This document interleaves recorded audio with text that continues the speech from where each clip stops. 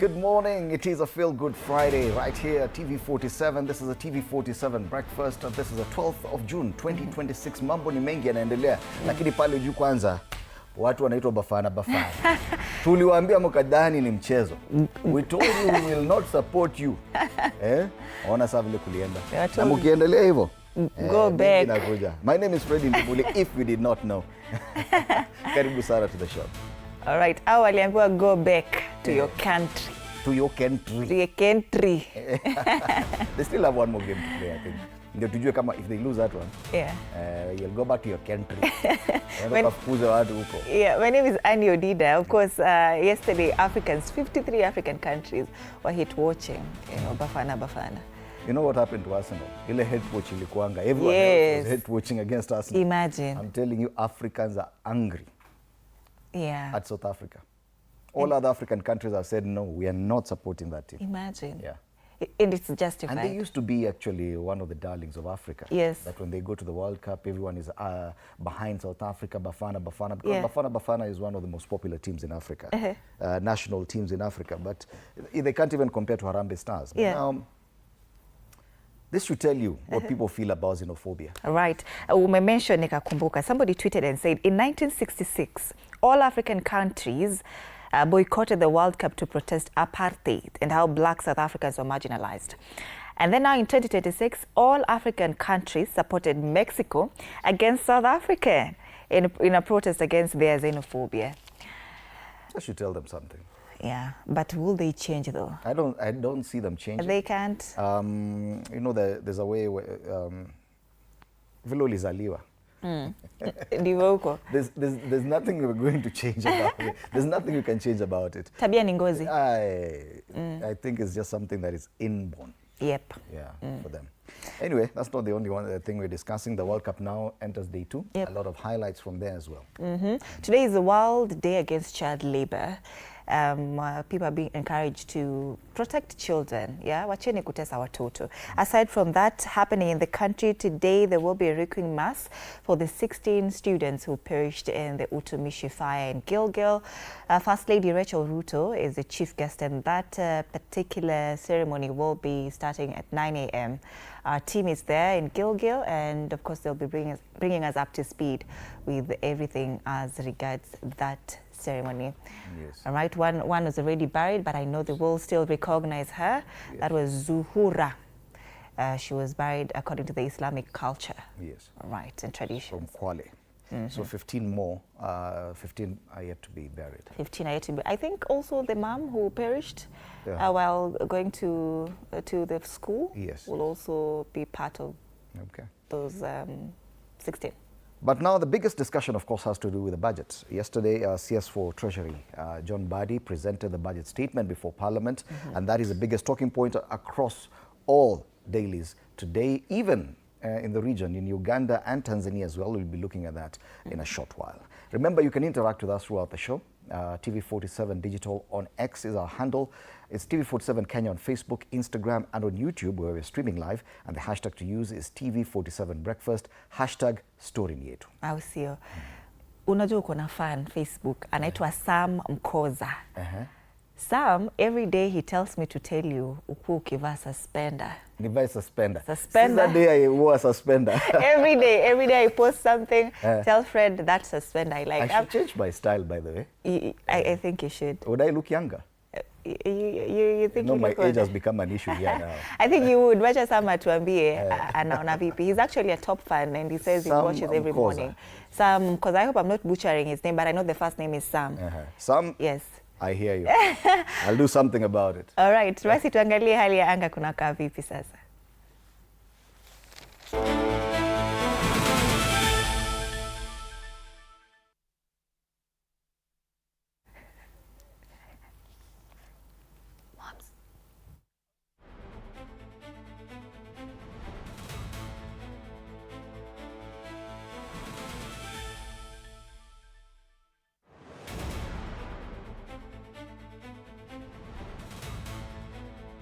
Highs of 27 degrees in Kwale. Light rains expected. It's 23 degrees this morning. Highs of 29 degrees. And our team are en route to Kwale. You remember that Mozart Bet sports event? Yes. they are headed there. Wametoka tu sasa hivi. They're going to Kwale. Kwale, I'm telling you, Kwale is far. Yeah. But at least there's a Dongo Kundu bypass. Oh, yeah? So it helps. It really does help. Because you don't have to use the ferry. Yeah. So safe journey to our team. I'll see you. All right, that's as far as Nandi, Laikipia and Kwale counties are concerned. We take a look at Kakamega. It's a cloudy day today. This morning is 18 degrees, highs of 28 degrees expected today. Narok, it's a cloudy day, 12 degrees this morning, highs of 23 degrees. And finally, Nairobi, it's a partly sunny day today. This morning, it's 16 degrees, highs of 24 degrees expected today. And that's the state of the weather.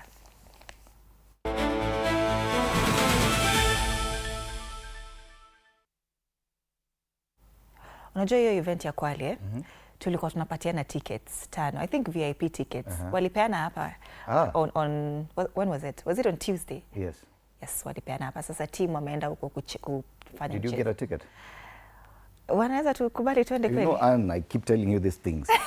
You can't be seated on that hot seat and you're not getting these things. I wasn't here, so I won't take credits for that. Kakazema was here. Oh, Kakazema. Yeah, Kakazema. Ashapanda gari, ashaenda. Yeah, lakini usinikuie mkali. Nimewacha. Yes.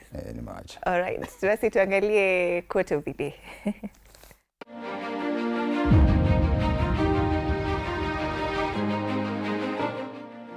Your potential is limitless, but it requires consistency and belief in yourself. Every small step forward, no matter how difficult, gets you closer to your dreams. Keyword consistency. Consistency. You have to remain consistent. Yes. Whatever it is you're doing, just be consistent. There's actually dividends directly to be gotten from just consistency alone. Yeah. Without even skills and talent and everything, just consistency. Yeah, you get better at consistency. Yes. Yeah. All right, let's come back now and take a look at the local dailies and regional dailies in depth.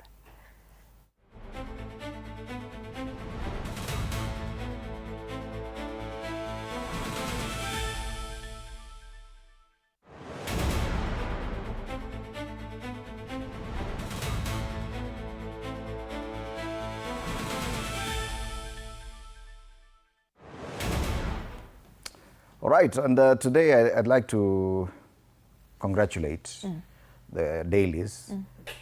Hakuna sile typical two winners and losers. Unajua, oh yeah. After the budget inakuanga to the headline winners and losers. Yes. Okay, fine, there are winners and losers, hiyo kawaida kwa front page, but at least on the Daily Nation they started with the headline Balancing Act. Yes, so it is a balancing act, na kama kawaida picha ni ile ya waziri wa fedha akishikilia kijisanduku kile cha bajeti.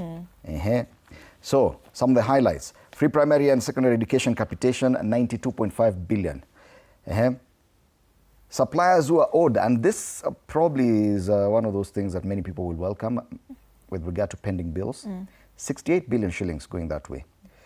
Intern teachers, 8.2 billion. I don't know if that means that they're going to be hired on permanent basis.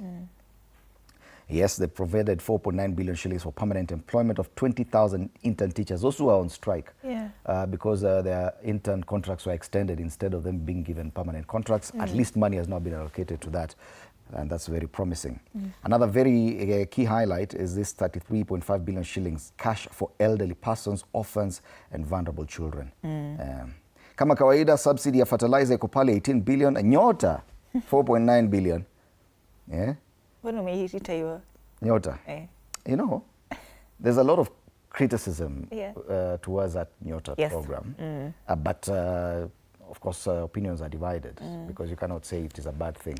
But many people are saying this is more like a handout, that there are no mechanisms to follow up on whether or not that money, once given to the beneficiaries, is going to result in direct entrepreneurship, like you start a business. Yeah. Watu wanachukua pesa, sherehe inaisha, bas. Wengine pia wanasema, you know, we are the ones who are going to pay for that. Well, this one is a loan from the World Bank. Yeah. That 5 billion shillings. Yeah. So hii lazima tu tutalipa. Na mnaenda kupiga na sherehe. Anyway. Okay. Yeah, si Wakenya watalipa. So the winners and losers typically, watu wagani walipata pesa, wengine wakakosa. Mitumba to be charged at importation. But now VAT, not ile excess duty. Oh yeah. Yeah, VAT. Ile excess duty iko kwa simu. 20% withholding tax on winnings from lotteries, that one was expected. And this is mostly on the finance bill. I don't see anything that would cause a problem, especially in the finance bill, because the budget this time round, the government was really keen not to introduce new taxes. It's just adjusting. Like, okay, fine, kama kulikuwa na VAT, wanasema hapana hiyo VAT toa, lakini introduce excess duty. So see like a new tax altogether. Yeah. So like on mobile phones, they said, they've cut out all the other taxes. It's only the 25% excess duty on activation. So kabla ijakuwa activated, hujauza hiyo simu, no tax. Lakini the moment unaweka hivi SIM card inakuwa activated, serikali inakuja to the buyer, to the seller, anamwambia hiyo uliuza, weka hapa 25%. I think another anticipation ilikuwa ile to give relief to wale watu wana earn 30,000 and below. That one I don't think happened. It didn't. They didn't mention it, but I heard. I think the CS had already indicated that, well, it's a bit difficult this time around. Yes, but they will still put up plans to try and implement it. You know, I think you got excited at that idea, and it sounded very nice. Anyone earning 50,000 and below? Was it 30? He said eventually 50,000 and below should not pay payee. But he said he's going to start with those earning 30,000 and below. None of that has happened. Yeah. But alisema in future, tukiendelea hivi, na mkiwapatia serikali tena, ndio watafanya. So faced with a 1.1 trillion shilling budget deficit, Treasury CS John Badi was cautious not to impose many punitive taxes to appease a restless public. And he still doled out goodies to key constituencies, including teachers, youth, rural folk, and traders, with a general election due next year. I think wale watu wanaumia tu ni those in formal employment. Is there anything that comes your way? You're the one paying housing levy, paying this and this and the other. When it comes to budgets, hakuna mtu anakushughulikia, hakuna kitu imekuwa reduced. Nothing. Right. So this story covered extensively, of course, pages 2, 3, 4, 5, 6, and 7, plus page 1. So 7 straight pages on the budget. Let's take a look at the headlines. Mbadi targets youth, rural voters. State now defers intern teachers' absorption on permanent terms to January. As TSC gets 424. So at least they've said the promise is as, okay, they've allocated the money for hiring the intern teachers, but you have to wait till January. It won't happen immediately.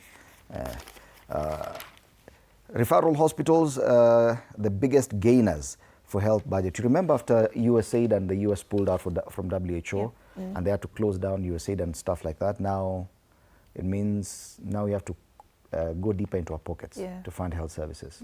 So budget at least waliongeza kitu kidogo. Ingawa ilikuwa 175. Lakini at least that's better than what they've been budgeting before. 30 billion from new fund to finance key energy plans. That's the infrastructure fund. Mbadi slow march to parliament. He did not walk. Aliingia kwa gari. Mbona aliingia kwa gari? Zilikuwa slow walk ya gari yake. Slow walk ya gari. That's no slow walk.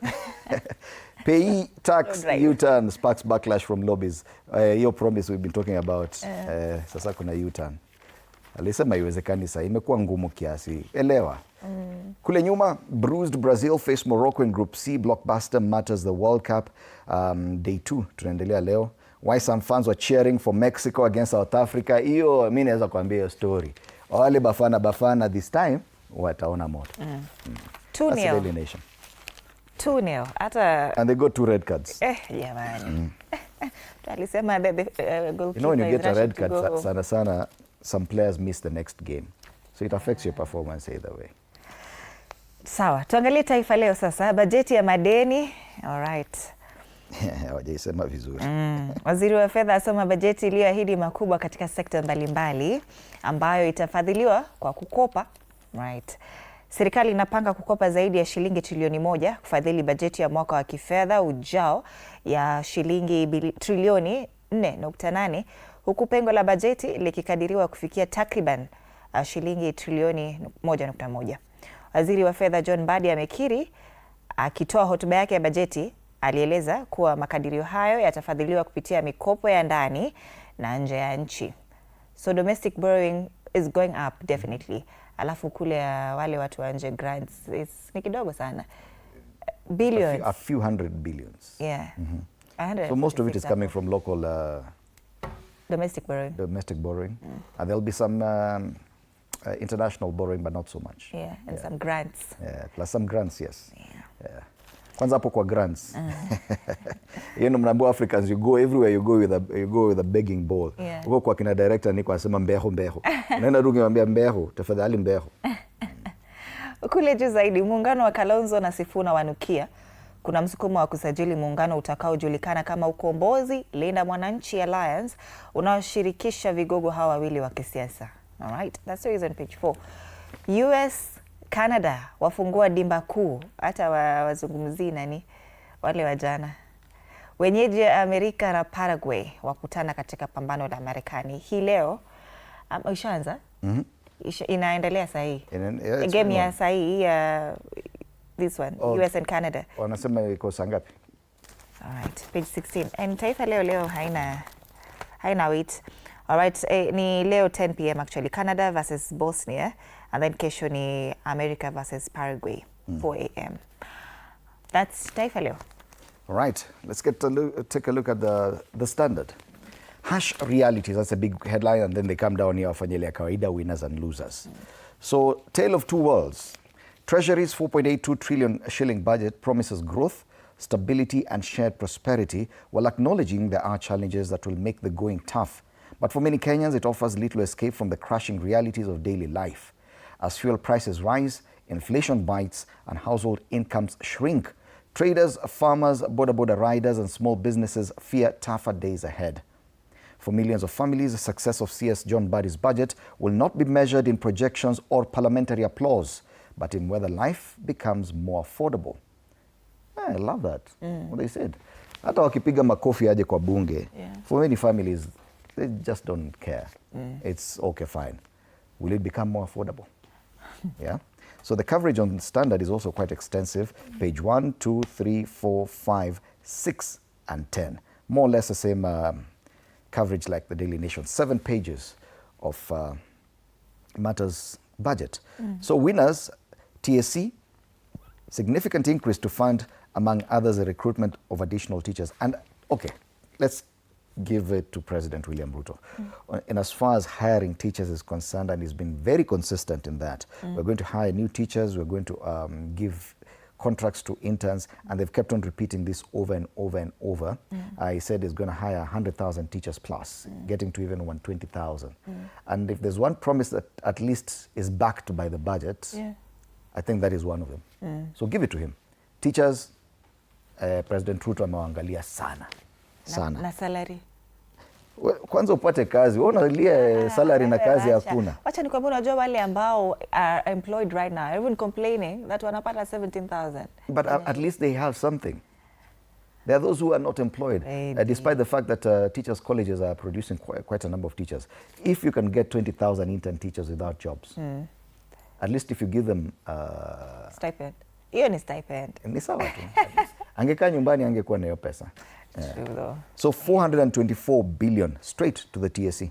Remember, the entire budget for the education sector is 780. Yeah. So a lot of it going to teachers, the rest going to capitation. Capitation is 92 billion. Yeah. So teachers are the biggest winners, the TSC. Allocation to the office of Prime Cabinet Secretary. Amepata pesa mingi, 1.14 billion. Why does he need all that money? But anyway, he's in charge of foreign affairs. IEBC, 24 billion. Increased from 13. Anyway, that makes sense because of elections next year. Losers, State House, 1. A drop from the initial 17 billion. But you see, last year they had allocated State House about 7 to 8 billion shillings. After the supplementary budget, that rose, it doubled to 17. And because we still haven't adopted zero-based budget, so they were taking it from 17, it could drop to 13. Yeah. As at the supplementary estimate. So, walisema going forward, itakuwa zero-based budget. We do not care what had been allocated to you last year. Yeah? We're just starting from scratch. Tuambie unataka nini this year. Next year. Lakini najua sasa hivi ilikuwa tini, because last year ilikuwa 17, we start from there. Anyway, roads 228 billion. Food importers 35% import duty. So for roads, it's dropped slightly by about 30 or 25 billion. Energy, a huge drop from 62 billion, summarized in the supplementary estimates. All right, so those are just some of the big ones, and I think they've done almost like a pie chart. Education getting the biggest. 16.3% of the entire 4.82 budget. Yeah. Shida sasa ni agriculture, which is the backbone of the economy, 1.4%. I think unaona kama hapo kuna shida.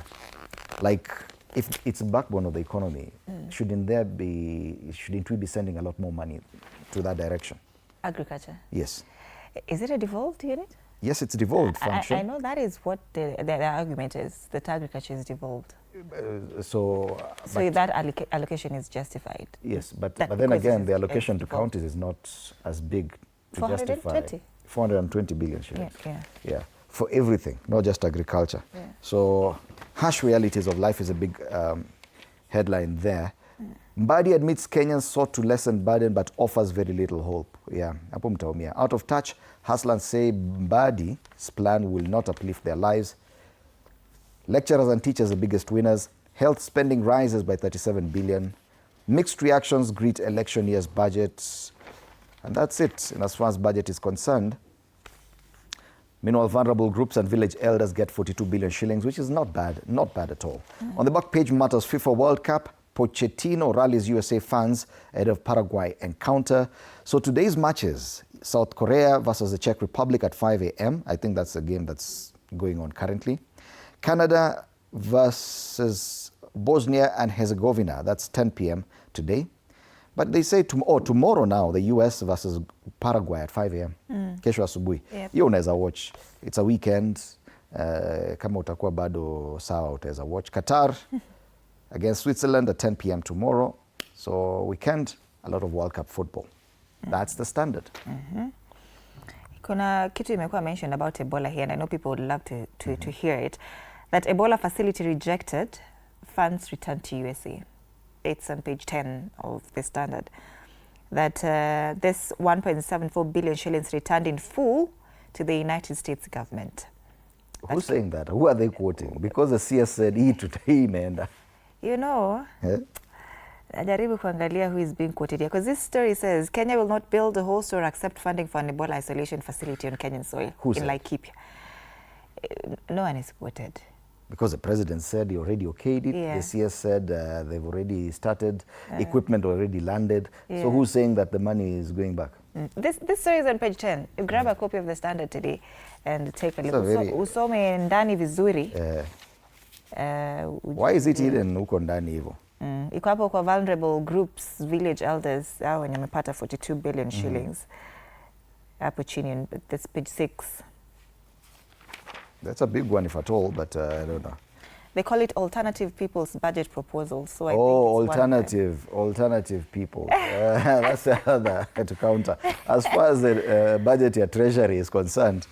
It is there. And you saw the satellite images. Yeah. Construction is already underway. Yeah. So, tusha move on. Too late.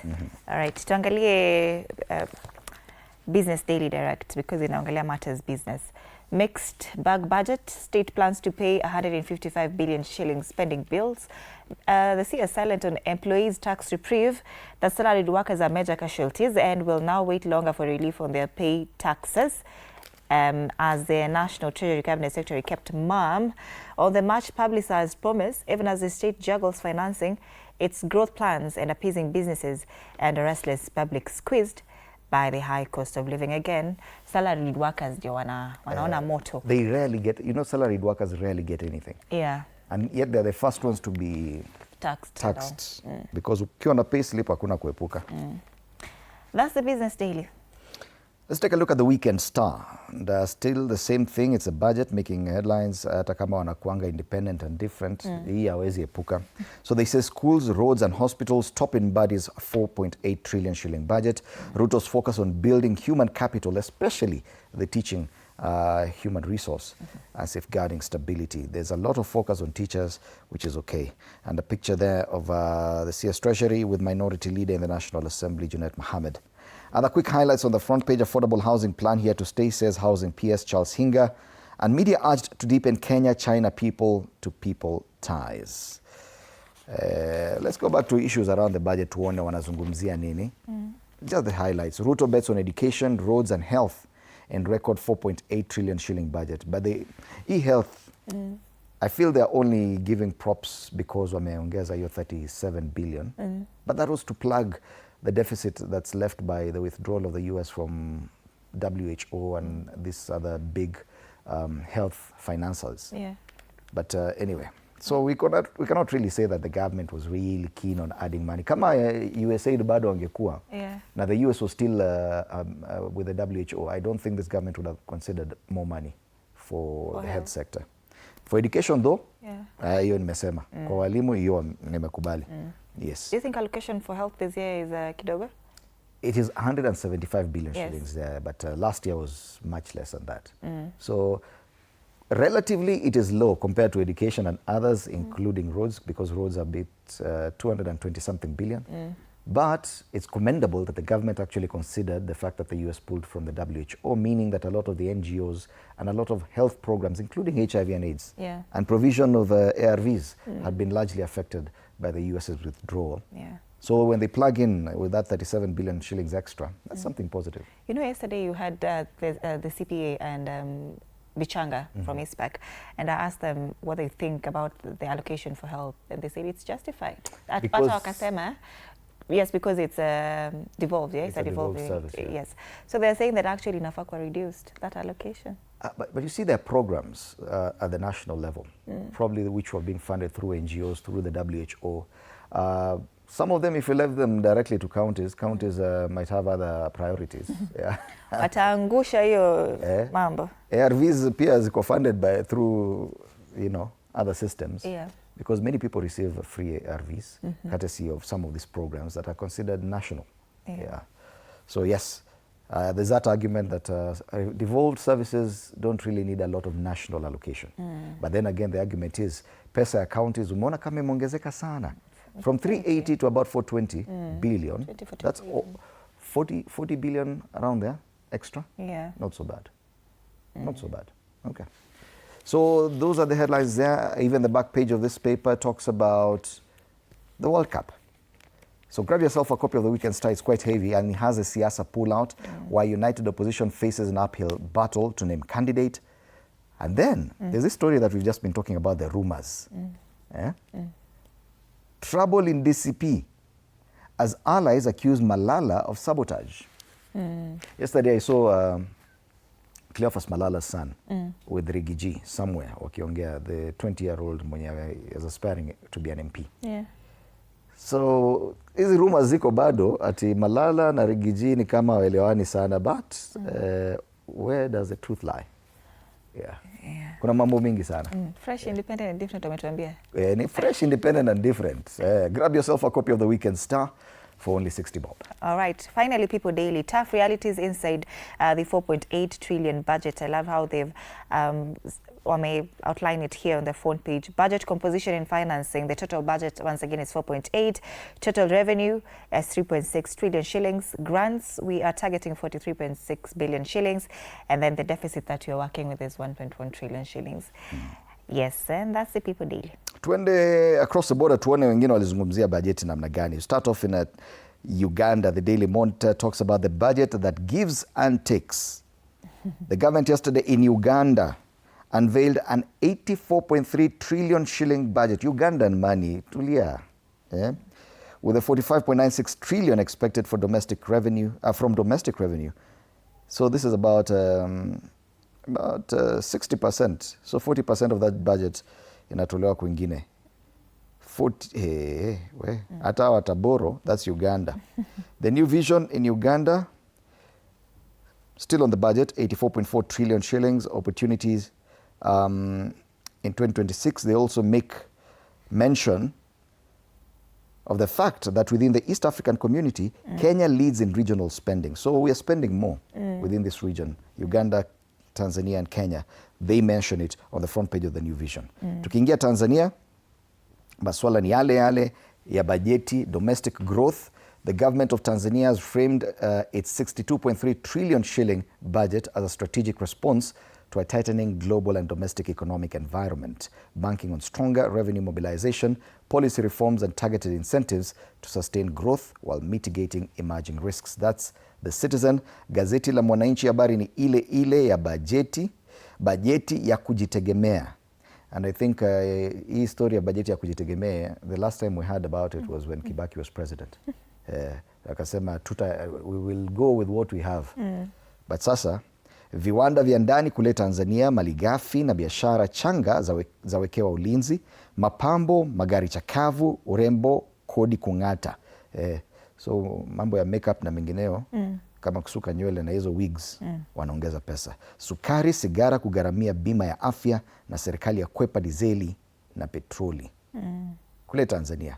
Nchi zote 3 za Afrika Mashariki bajeti ndio wanazungumzia. I've noticed something similar between Uganda and Kenya. Both of them are targeting domestic borrowing revenue. For Uganda, they're saying the local revenue is 45 trillion out of the entire budget of 84 trillion. So they'll also have to borrow. They'll have to borrow, lakini unajua surprisingly that 84.4 trillion shillings to Kenyan shillings 2.99 Kenyan shillings. 2.99 trillion. Trillion? Yeah. Kenyan shillings. So 2.89. Yeah, so 2.89 trillion in Uganda. In Tanzania it's about 3.9 trillion. 3.08. Yeah, no, in Kenya it's let's just say 5 trillion. Hey. 4.8 trillion. But tuliambiwa ekonomi yetu ni kubwa. We are faster, tuliambiwa first world country. All right, turejelea hapa nyumbani tuangalie masuala ya karakacha. The budget features prominently on at least 2 of the cartoons. One of the People Daily, the CS walking a tightrope. We saw something similar yesterday in the cartoons. The CS for Treasury walking a tightrope. So he's walking on a tightrope na hiyo sanduku yake, lakini kuna mzigo wa deni, debt, ambayo ina threaten kumangusha chini. That's a cartoon on the People Daily. You have the cartoon on the Star? The one on the Star, no, you have, okay. All right, the cartoon on the Star ndio hiyo. All right, bado inaongelelea budget. Badi with the famous preface, lakini mwananchi wanalia ama ni kina nani wanalia jamani? The people's budget from the alternative government pia. Nasema haitoshi. Haitoshi jamani. Are these citizens who are crying ama is it out of adversity? The people. The burden is on the people. Yes. Yeah. Lakini wale wanasiasa wanalia zaidi pia. That's the one on the Star. Hari pia ametuambia the executive how it has buried its head on the ground. It has been caricatured here as an ostrich. You see it? The one on this is Hari, yeah? Yes. The Standard. Policy decisions and met promises, etc., loans. Lakini the executive has buried its head on the ground. All right. The one on the Daily Nation steers clear of matters budget. This one amesema ni World Cup. Hata jamaa kwa ofisi amefunga mlango akasema closed for the World Cup. Hiyo maneno yenyu mnaongea budget. Sasa tumeenda World Cup. And we are all collectively African countries tumesema bafana nje warudi kwao, go back to your country. Lakini I don't know, we shouldn't be that harsh. You know, it's not every South African who's xenophobic. It is just a few. I know we are offended as a continent that they would think of us that way. They actually think very lowly of other people, other Africans. South Africans. Yes. Wanaambia go back to your country. If we were to do the same, in Kenya I think we are very different. We are very welcoming. My baba is from a different country. My mechanic is also from a different country. So sisi wa Kenya hatuna shida. If at all it was us going to the World Cup, do you think would get support from other African countries? Of course, 100%. Kenya si ati wanapendwa sana. Let me tell you, Kenyans, you know, we are known for being bullies, quote unquote. Because ukienda social media, usually they say but we are very welcoming. Very welcoming, but when provoked, yes, tutakupata hapo kwenye umekaa vibaya hapo. We will meet you where you want to be met. All right. So these are just some of the discussions we'll be having today. Remember, the main discussion is about budget 2026-2027. Collins Munio, a budget researcher, Budgeti Hub, will be here alongside Phyllis Wangui, an advocate of the High Court, and political analyst Haji Omar in a short while. Do stand by for that. Later on, celebrating women in business. Yes. We'll be having that conversation. And funny enough, you know, my top reads in Avalichi. It has something to do with business, right? It was created by a woman in business. So that is what, okay, we're not talking about this one, but dressing the part to engage women in business. I get you. Right. All right. It's also a Feel Good Friday. Fazoo, aka Collins Kagiri, will be here alongside DJ Bluey to kickstart the weekend for us. Yeah, Oga Obina. Yeah. He'll be here. Aya, karibu ni sahau Oga Obina. Oga Obina will be in studio as well with Anno Dida. With Fazul. Oh, with Fazul? Yes. Interesting. I don't want to miss that. Let's take a look at the traffic situation on the major roads in Nairobi.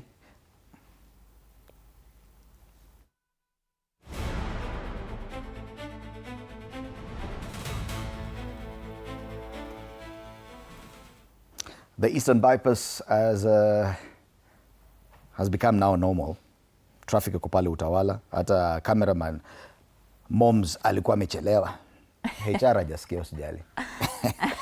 The traffic pale KQ headquarters. Na the rest at least it's easing up as you get closer to City Cabanas. Outer Ring Road not so bad. A bit of traffic here and there, especially next to Feather and Pipeline Estates. Jogoo Road a bit busy pale Makadara as usual. Now as you get closer to the City Stadium roundabout. But after that, getting into town is fairly easy. A bit of traffic on Haile Selassie Avenue in and out of the CBD.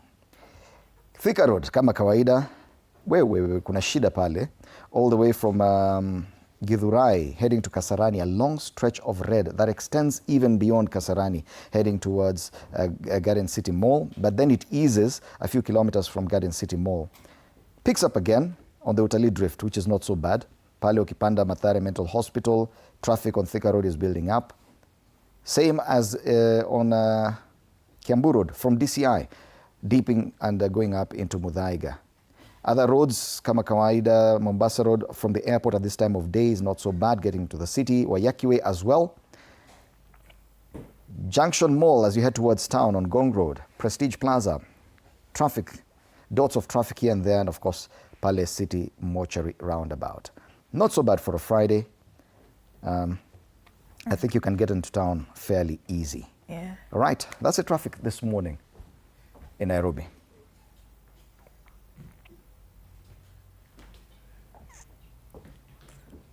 All right, I'm checking my Twitter, and trending in Kenya is delusions of grandeur. And Google why it's trending. They say this is a fixed, false beliefs that you're exceptionally powerful, wealthy, famous, or have a special connection to a deity or supernatural power, despite clear evidence to the contrary. So is that about Kenya or South Africa? I think it's South Africa, because I've clicked nimeona ni kama it's the World Cup that's trending. But Bafana. Go back to your country. All right, interact with us through our social media pages.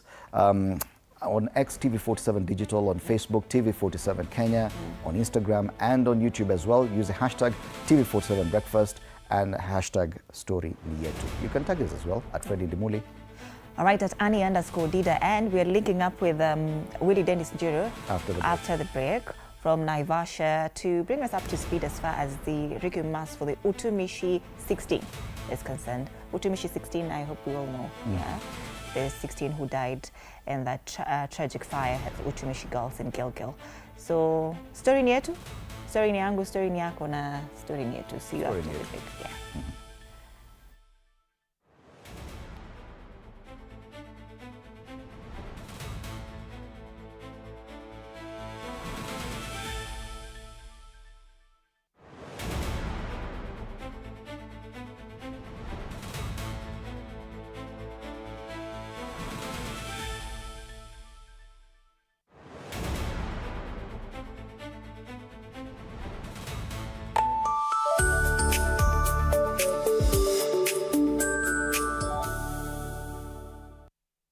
Sundays at 8:30 p.m.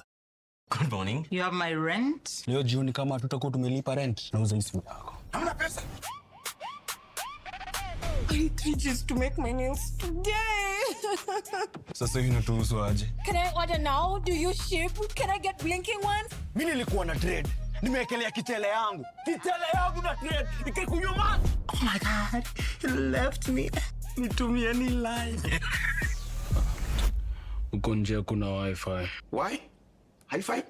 Wait, so what do we call this dish again? I have no idea. The cucumbers are there specifically for my beauty routine. Tangu kero umeka kwa beauty product? Na ameenda. Tunafaa tukuwe na logo yetu. Like, si ni brand already. We won't entertain divas. No. I'm not dealing with a man child. Amazing. Nishapenda hii energy. 8:30 p.m. on TV47. Saturday at 8:30 p.m. My father used to tell me that our hotel is the home for travelers. I guess I forgot that. Recently, it's been more of a mirror of my own ambition. Ooh, yeah. We might fail. We will probably fail, but not for a lack of trying. So for the last time, and the first time, welcome to Connect In, the best experience in Eastern Central Africa and its environs. Saturday at 8:30 p.m. on TV47. Wednesdays at 8:30 p.m. This is a very serious place. I see that. Surely. Hey, Nyumba. This is the place. Just for a few days. Rule number 2. Kwani Google inajua maisha yangu wewe? That's my seat. It's a chair. It was hers. You're new here? Yes. You learned the rhythm. This place is run by structure. Structure. It is a system, ni venye tu ni system haisikizi. And what happens if something you haven't chosen enters your day? I remove it. That's not always going to be possible here. Then you are going to have a problem. Noted. What are you planning? To escape from a resort? This is not a resort, my friend. This is a storage. Wednesdays at 8:30 p.m. on TV47. I just want to be in the zone. Nairobi, where the hustle never sleeps and neither do the scammers. Link Up, we are talking about something that's affecting all of us. We are talking trust. We're diving into the campus life. I just want to be in the zone. Stay fresh, stay safe, Stay linked up.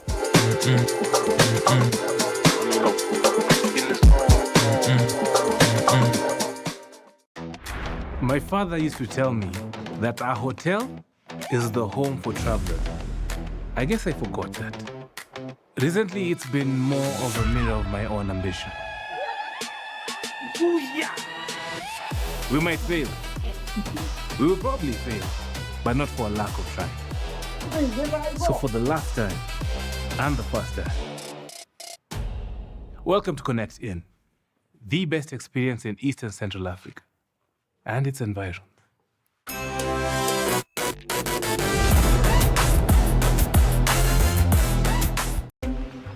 This is a very serious place. I see that. Surely. Hey, Nyumba. This is the place. Just for a few days. Rule number 2. Kwani Google inajua maisha yangu wewe? That's my seat. It's a chair. It was hers. You're new here? Yes. You learned the rhythm. This place is run by structure. Structure. It is a system, ni venye tu ni system haisikizi. And what happens if something you haven't chosen enters your day? I remove it. That's not always going to be possible here. Then you are going to have a problem. Noted. What are you planning? To escape from a resort? This is not a resort, my friend. This is a storage.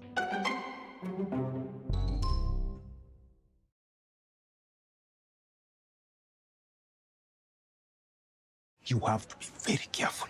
Fake money can kill business. Na leo mkorada yangu. Small money, kapesa kadogo, big behavior. I only have big notes. Alikuwa anatafuta courage. Yaani nafaje kutengeneza kachumbari na manyanya zinakaa hivi? Ona kiki ni kama kiwaru. Hiyo inaitwa commitment to the lie. Amejicommit. Ndio hiyo. Mpatie. Unajua kama una mtu kitu, hata tu salamu ya kawaida inakaa kama reminder. Habari yako? Sintalipa kesho. Kesho gani when? Si kesho ya kesho ya tomorrow. Hiyo tena. Mzee ni budi nikamchoka. Ni budi ni madeni.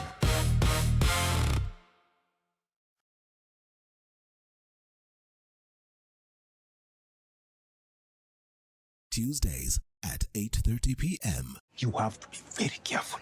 Fake money can kill business. Na leo mkorada yangu. Small money, kapesa kadogo, big behavior. I only have big notes. Alikuwa anatafuta courage. Yani nafaje kutengeneza kachumbari na manyanya zinakaa hivi? Ona, ni kama kiwaru. Hiyo inaitwa commitment to the lie. Amejicommit. Ndio hiyo. Mpatie. Unajua kama una mtu kitu, hata tu salamu ya kawaida inakaa kama reminder.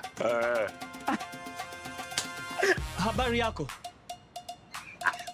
Sintalipa kesho. Kesho gani when? Si kesho ya kesho ya tomorrow. Hiyo tena. Mzee ni choka. Ni madeni. Tuesdays at 8:30 p.m. on TV47. Sundays at 8:30 p.m. Good morning. You have my rent? Leo jioni kama tutakuwa tumelipa rent, nauza simu yako. Hamna pesa. I need just to make my nails today. Sasa hivi natuhusu aje? Can I order now? Do you ship? Can I get blinking ones? Mimi nilikuwa na trade. Nimewekelea kitele yangu.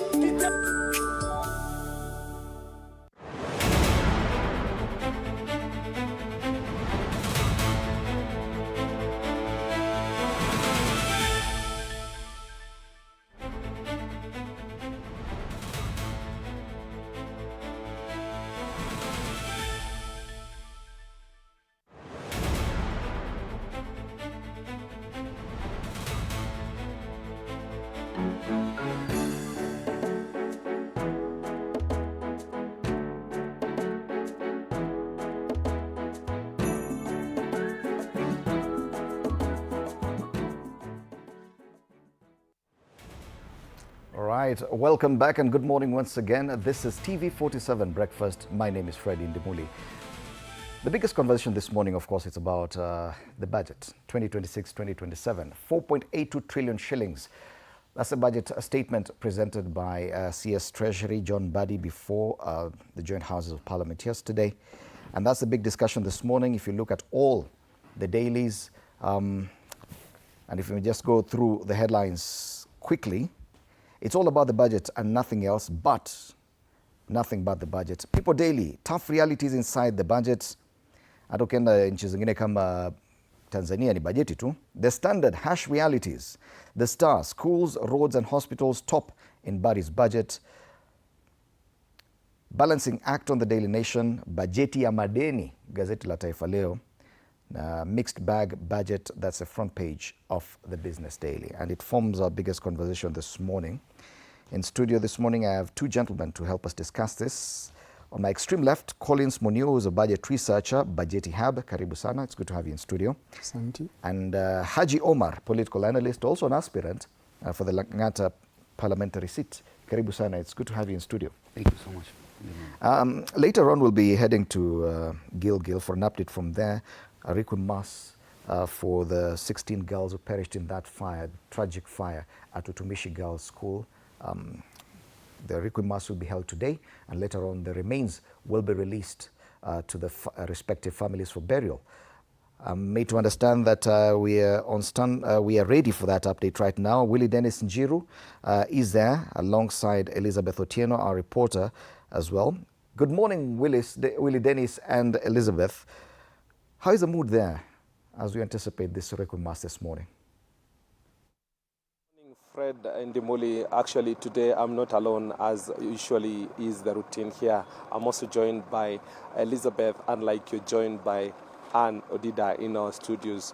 And we will be doing this together throughout the day to ensure that all that pertains to the events unfolding in this day, we will be bringing you up to speed on what is happening. Before we say anything, perhaps what should our viewers know, Elizabeth?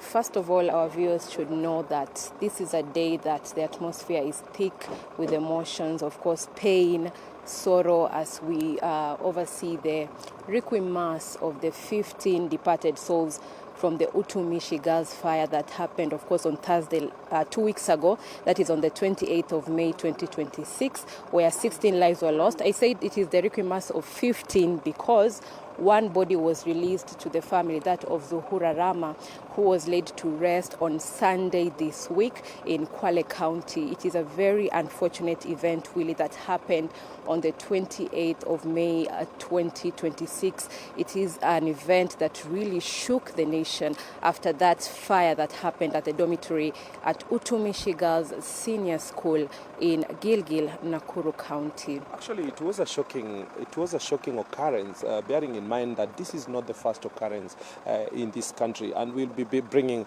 up to speed on some of the records we have been able to gather on fires that have happened in this country for quite some time.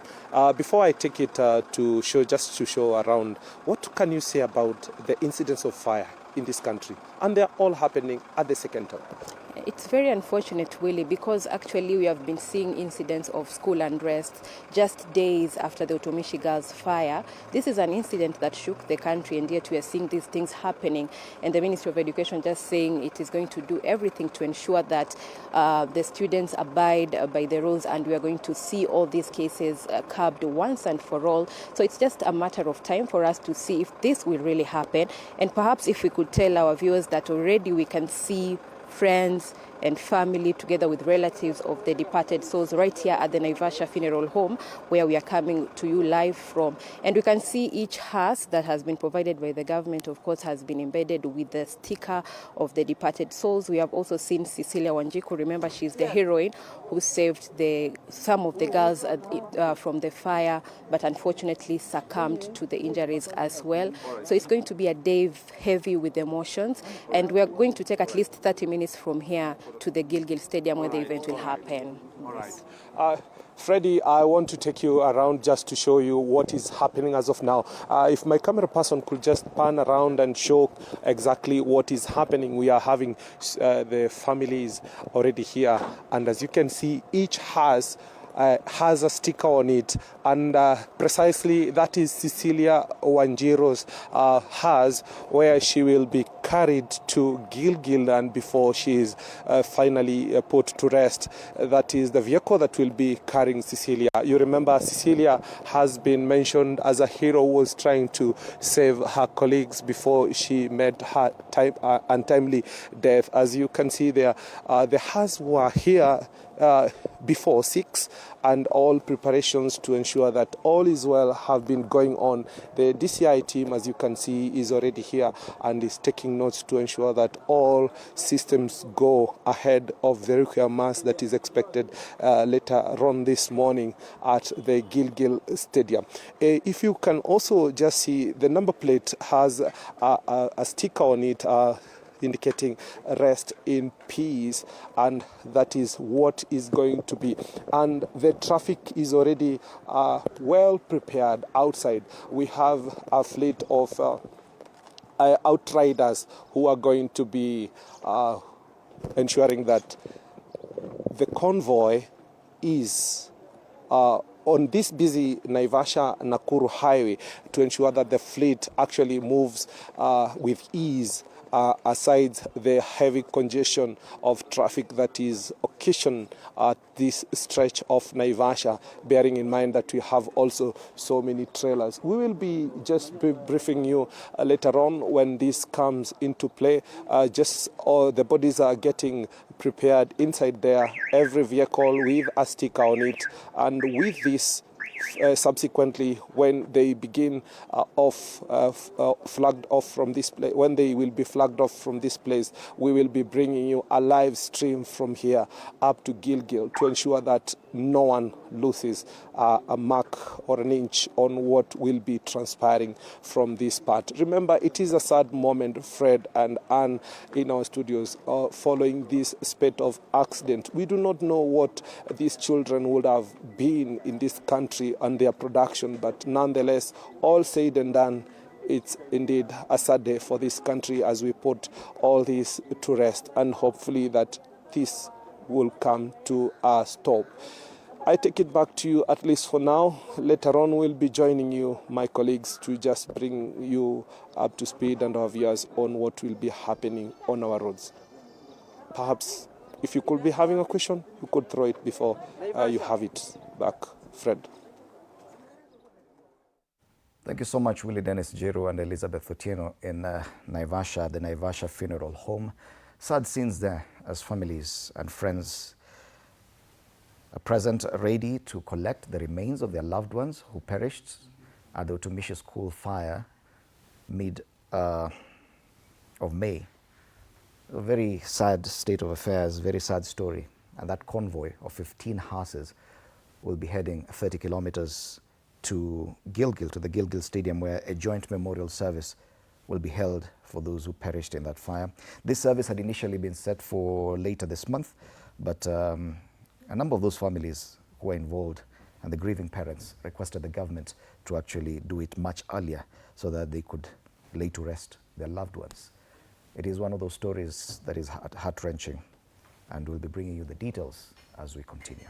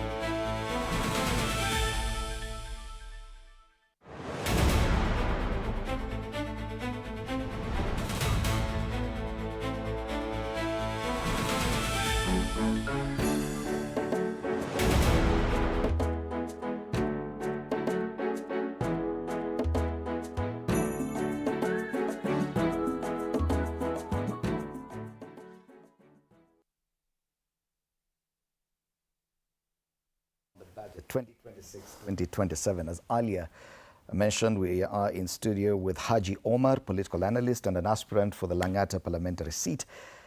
Collins Munio, budget researcher at Bajeti Hub, and now joining us, Phyllis Wangoi, an advocate of the High Court. Karibuni sana. And welcome as we discuss the budget. Now, a lot has been said, and of course the key highlights and the focus from the budget. 4.8 trillion shilling budget, a lot of that going towards education. About 785 billion shillings or so. 424 of that going straight to teachers, the Teacher Service Commission, towards paying salaries and hiring new teachers, and including the hiring of intern teachers as well, 20,000 of them. A lot also going to energy and infrastructure, health, which has been loaded. The government has actually received quite some applause for adding some 38 billion shillings to the initial budget, simply to plug that gap that has been presented because of the US pulling out of WHO. Affordable housing, agriculture, equitable share to counties, security and defense, some of the highlights presented in that budget statement by CS Treasury. Let's start from there. There's a lot of description of what the budget should be.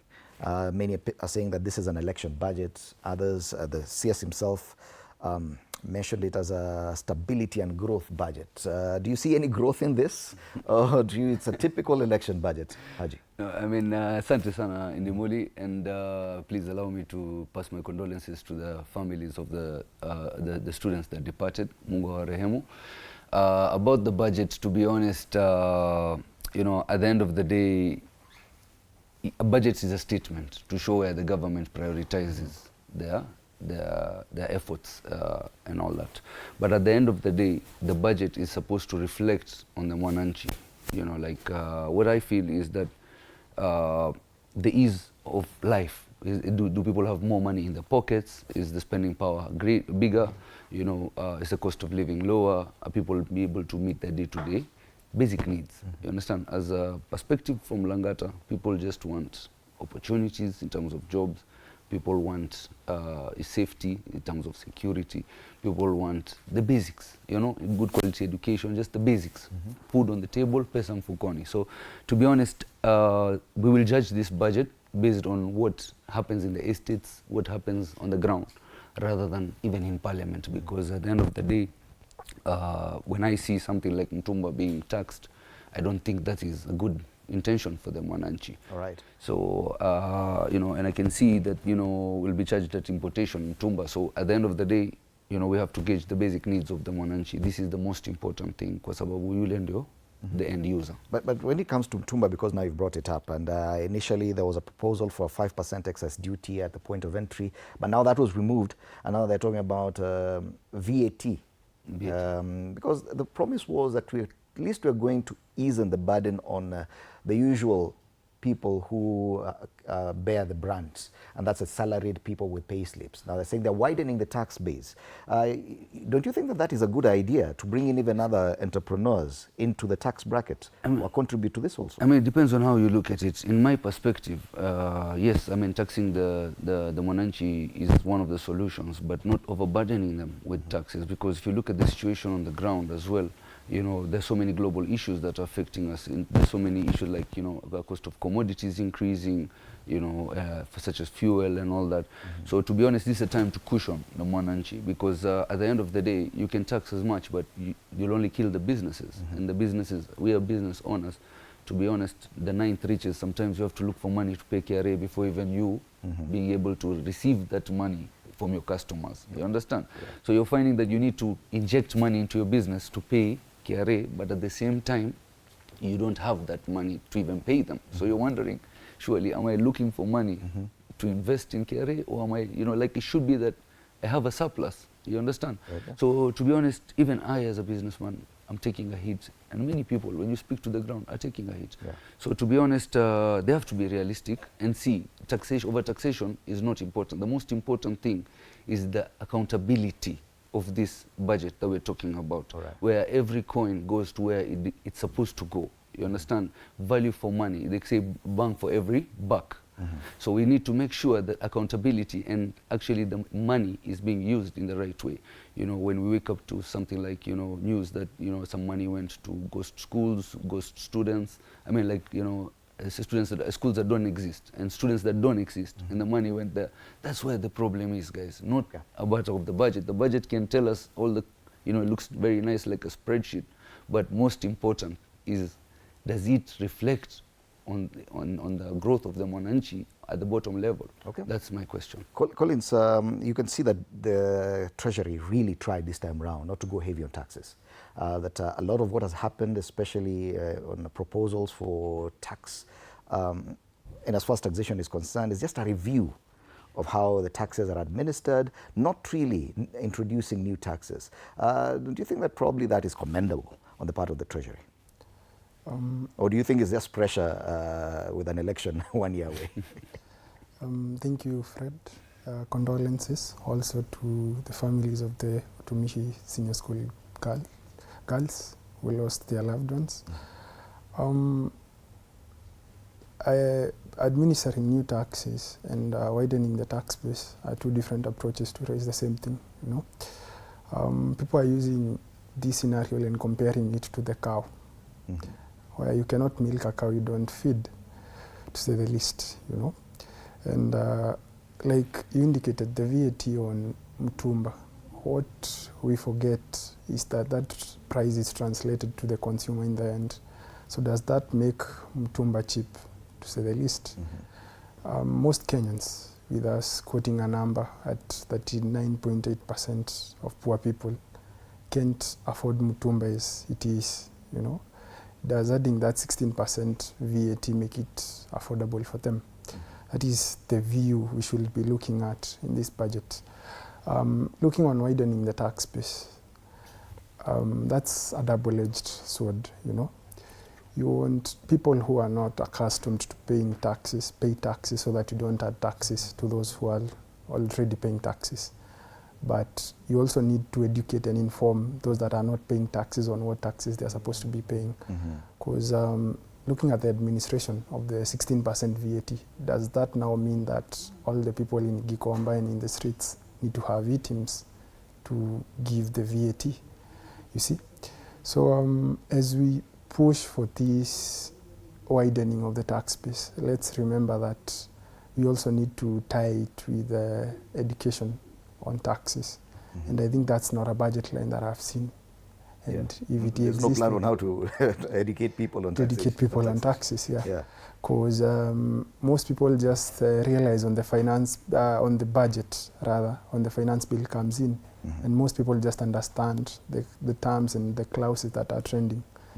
So if the VAT is not trending, then the seller on Nairobi streets will not understand that he needs to offer an ETIMS receipt to anyone who purchases so that it can be VAT inclusive. Yeah, right. So it's a right balance. You don't need to outstretch those you are already stretching with more taxes. But I had asked you the question on how you feel the CS or Treasury, for that matter, has approached matters to do with taxation.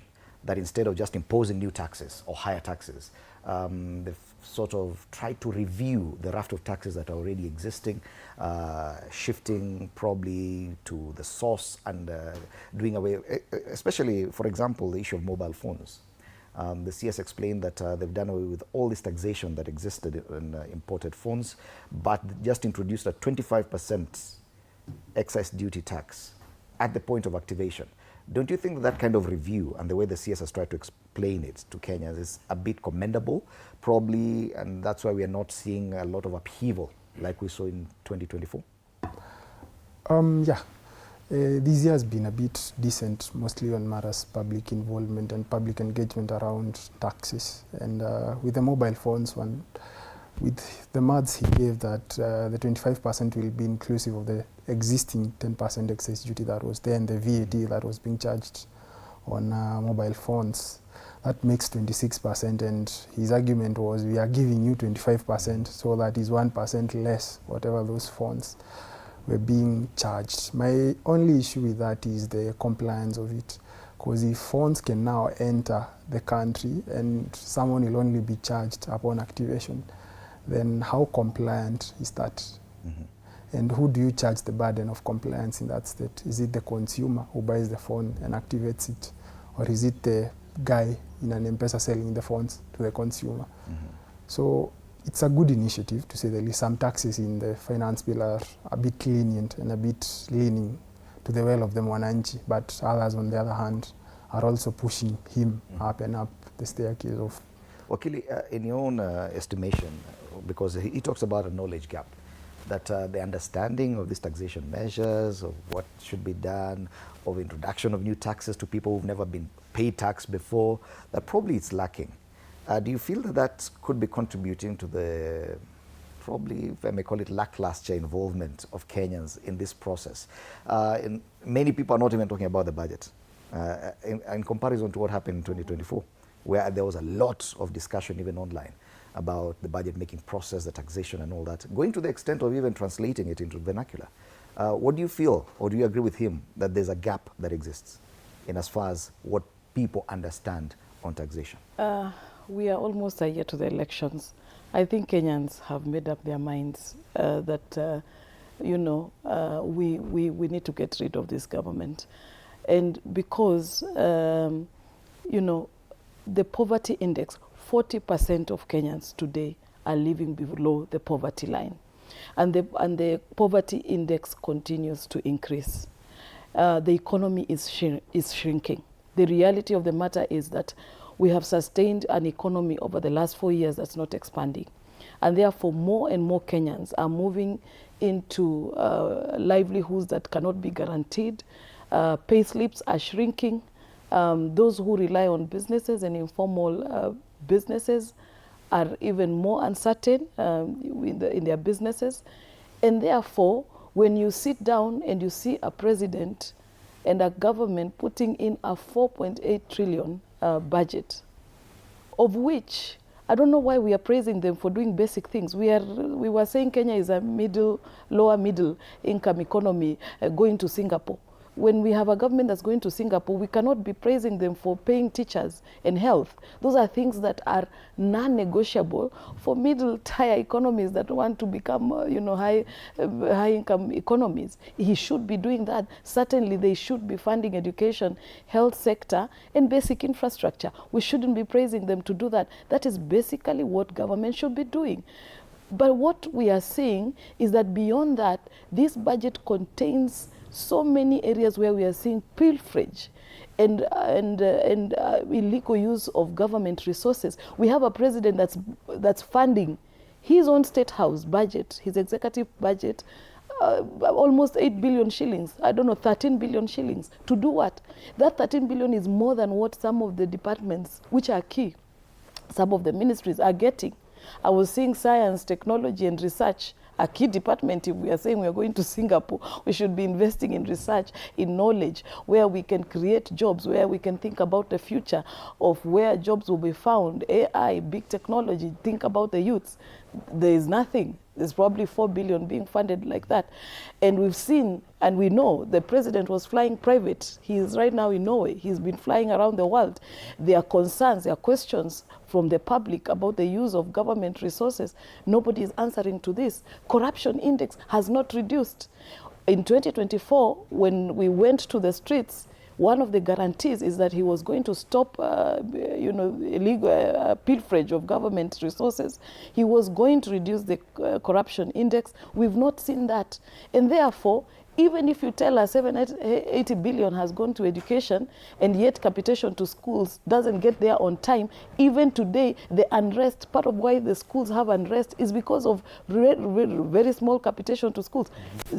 Students are complaining about food, meaning the schools are not able to actually provide basic things such as food.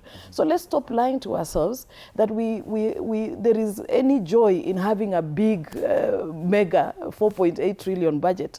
But what about the allocation to teachers? Because that has been a major promise by this president. It's still a promise. That he's going to hire. But yes, you see the allocation, there are specific allocations to some of those promises, like hiring, confirming intern teachers on permanent basis starting January. Yes. That was a promise he made.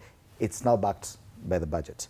Do you think that in terms of balancing, yes, these are things government should do, but in terms of balancing and prioritizing, that at least probably he's trying to do a few things right, especially in hiring of teachers? Yes, he is trying to do something right. But what we've always said, we cannot, you can't give us with one right hand and take with the left. It's not sustainable. And that's why we have a budget that's not sustainable. Even that budget to allocate to teachers, we will see whether they'll have the money. Because we have a budget deficit of over 1 trillion shillings. We have a debt burden of 13 trillion shillings today.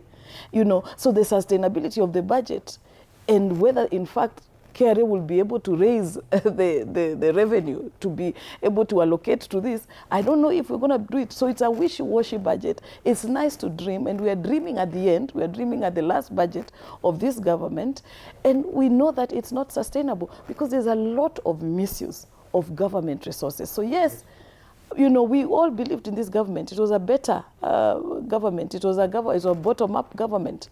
But the reality is that hasn't happened. A lot of taxes have been collected. People who are fighting a lot of these additional taxes. And by the way, it is because of very serious fighting that Mbadi is careful this time around. Has that sense of being careful changed anything? Because Kenyans appear a bit quieter. No, we are done. We are just waiting for the next 13 months. All right. And let me finish by saying this. We have a lot of measures. The biggest concern we have is that this is not a Mwananchi budget. We haven't seen any. He's talking about Mitumba. I come from Kiambu County. I'm talking about farmers. Farmers who've told me animal feeds are completely unsustainable. They've kept raising these issues to them. Animal feeds were zero rated. They've made them VAT exempt in this budget. They are lying to us that VAT exempt will make animal feeds cheaper. But it's not true. I was sitting in a public participation where the finance committee is telling us we've made scrap metal VAT exempt to actually discourage the use of scrap metal. And then in the same measure, you are lying to farmers that the VAT exempt is going to make animal feeds cheaper.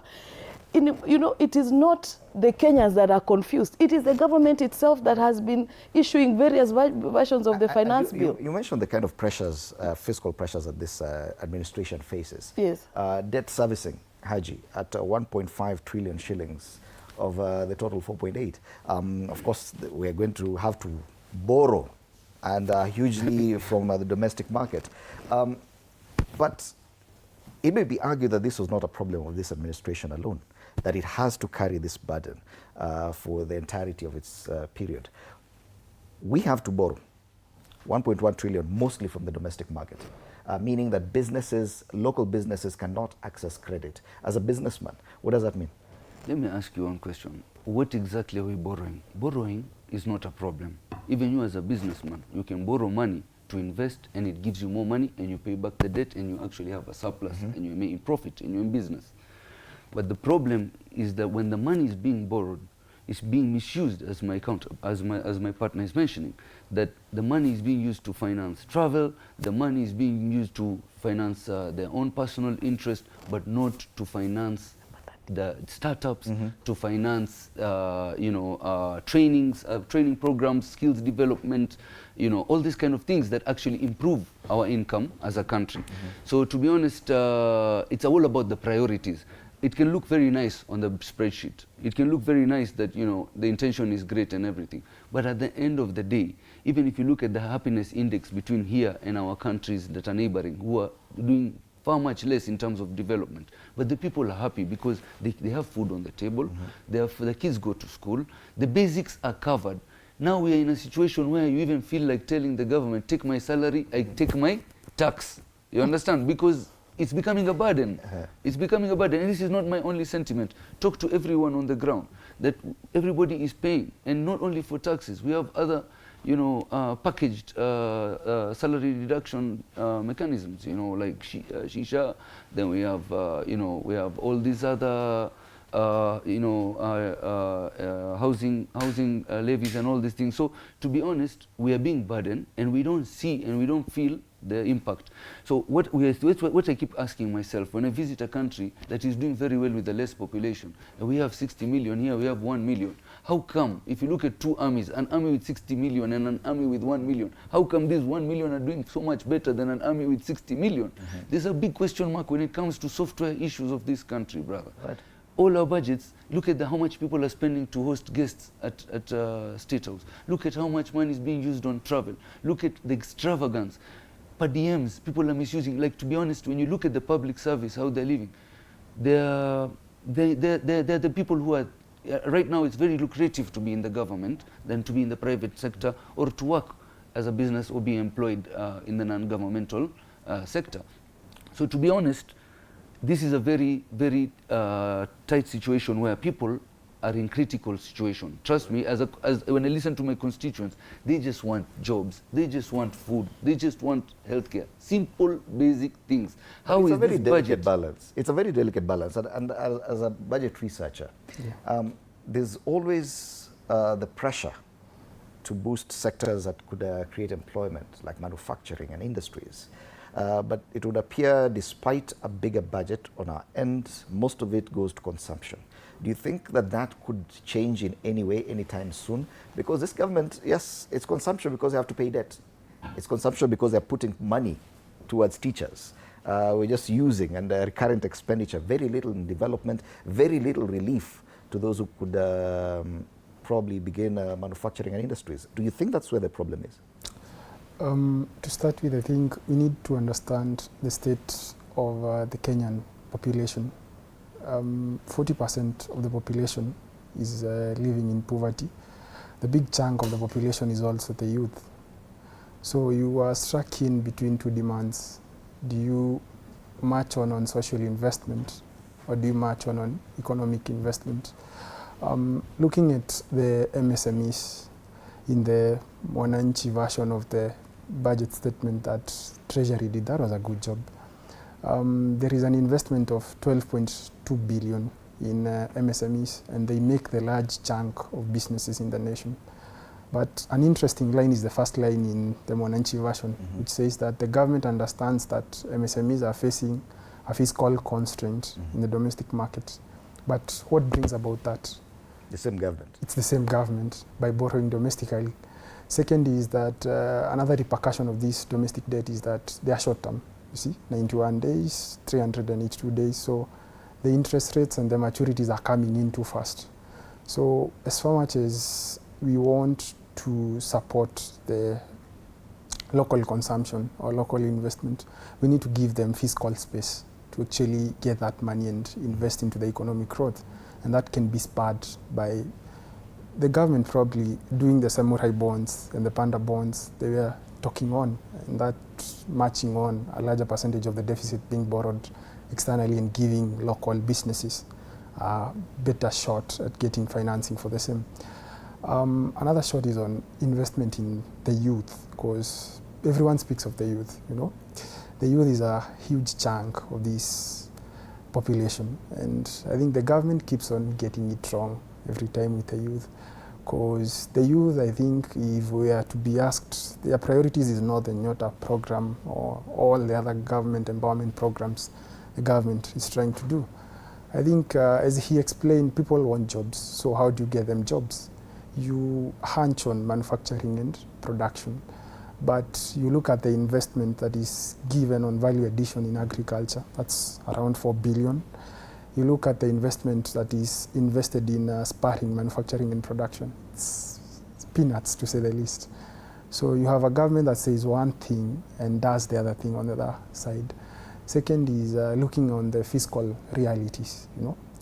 Everyone is wowing on the 4.8 trillion budget, but no one is asking themselves on how this revenue is coming into place. The ordinary revenue target is 2.9 trillion for the year. These years is 2.7. By April, we were at 2.1 on a deficit of more than 200 billion. 3 months to the end of the financial year. 3 months to the end of the financial year. And that means that the deficit will grow with the same amount. We had a supplementary budget that matched the deficit on ordinary revenue in the first half of the year. So this constrains the domestic market more and it limits the SMEs and the individuals even more. So let's not speak, let's not preach water and in the end drink wine, you know. Let's match what we preach. But yet we've seen that they've tried to address what the youth would want. They've gone big on Nyota Fund. They've gone big on the money they're giving the elderly and the people in rural areas, the vulnerable. And this government will argue that, yes, we've done what we could. But it's the issue of handouts vis-a-vis funding what could be productive that people are questioning. Do you think they got it wrong when they focus too much on handouts? So you are right. I think for me it was commendable, the increase of the money to the elderly, because the elderly are suffering.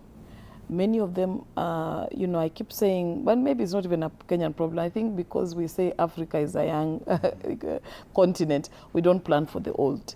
And a lot of young people, old people are suffering because the Inua Jamii is about, I don't know, 2,000, 3,000 per month, and it's very little. And many of these people now have to pay SHA. And I've been talking to a lot of old people. They have to pay SHA to access medical services. SHA is so expensive. The premiums are over 10,000 per year. So we need to increase the money that's going to this level of population. We need to think differently about the old, maybe give them the right to work, because many of them can't work, can't access capital to run small businesses. So it's commendable. Nyota is debatable, whether it has impact, in fact, because I don't know what statistics today they have with what they've given, and if continuing to invest there actually is going to help the young people create jobs. But at the end of the day, we need to continue to prioritize the youth. So, Do you think that kind of approach, Nyota Fund, Hustler Fund, which with the kind of repayments that we've seen, does it really translate into entrepreneurial produce, or is it simply handouts? What on a piga sherehe and we move? Yeah, because Nyota doesn't make sense, to be honest. We need to expand this economy so that jobs are created. You know, we have a properly literate youth. They are well educated. But countries which are succeeding, Singapore, for example, which he keeps telling us, the reality is that the president who transformed Singapore focused on growing manufacturing, accelerating, expanding the manufacturing sector. Singapore became a manufacturing hub. That's how they created jobs. They created industries to absorb. We have people who are educated. They were promising manufacturing, saying the allocation on manufacturing is negligible. You are killing investors, small businesses that can create jobs. So we need to focus on expanding the economy. And I think we had, during Kibaki's time, we were investing more into that, into infrastructure and accelerating industries. And when we came in with this government, that was the ambition, that we were going to focus on manufacturing, you know, agriculture and industrialization and value addition, because what this country needs is a president that is going to be focused on expanding the economy. What about the need to be, it's an election year, we have 13 months to the elections, and some politicians and budgets should be responding to what the vibe is at the ground level. And yes, of course, you cannot be fighting what people, the same people you expect to be voting for you. Probably that's where the problem is, that a lot of young Kenyans, and even the Better Economic program, was to target the youth. That once you give them this money, they're quick to eat it or probably buy a motorbike. Not really start a different kind of entrepreneurial endeavor. Don't you think that this administration is tied to that as well? That it's simply trying to respond to how those people are behaving and what they express that they need. But when you shrink an economy and nobody is thriving, no economy is thriving, no business is thriving. I was having a discussion with people in the petroleum industry. It's sad what this government is doing. The state capture, and we're not talking as much about the state capture that's happening in this country, where very few people want to be in charge of all sectors of the economy, and now nobody has opportunity. So then what happens? People don't have money. People are poor. They cannot sustain their lives. If you come and give me 5,000, and the last time I got 5, and I need to take my kid to school, I need to pay for hospital bills, I'm going to take it. We've reduced ourselves to beggars. By the way, if we are not careful, I was saying, this administration is going to take us to where countries like Angola, where the family, the D'Souza, I don't know, the family of that first family was owning every sector of the economy, and the rest of the people are poor. We want to create inequalities that will make Kenyans poor. This is a country that has thrived in private sector investment. We are a private sector-led economy, and that's why Kenya has grown. We've grown because we've let market, we are a free market economy. The economies of scale dictate this country, where Kenyans work for themselves, where the private sector creates jobs and drives the economy. That's the foundation of this country. Right. In your initial contribution to this debate, you talked about the skills gap, that it would be better to help young people gain the proper skills instead of just giving them money. But there's also the pressure to be a bit populist at this time. And Nyota Fund appears it's a populist strategy, one of to be those, honest. to Yeah, give I people mean, money. To be honest, let me ask you, Nimuli, like you're given even 20K, even 50K. To register a company is almost 20K. To business permit is another hassle. Everything to set up a premise is another. That 50 will not even pay the government fees to set up a company. How are you expecting somebody, you're giving him money, and you have so much of red tape and barriers to business entry for entrepreneurs? You understand?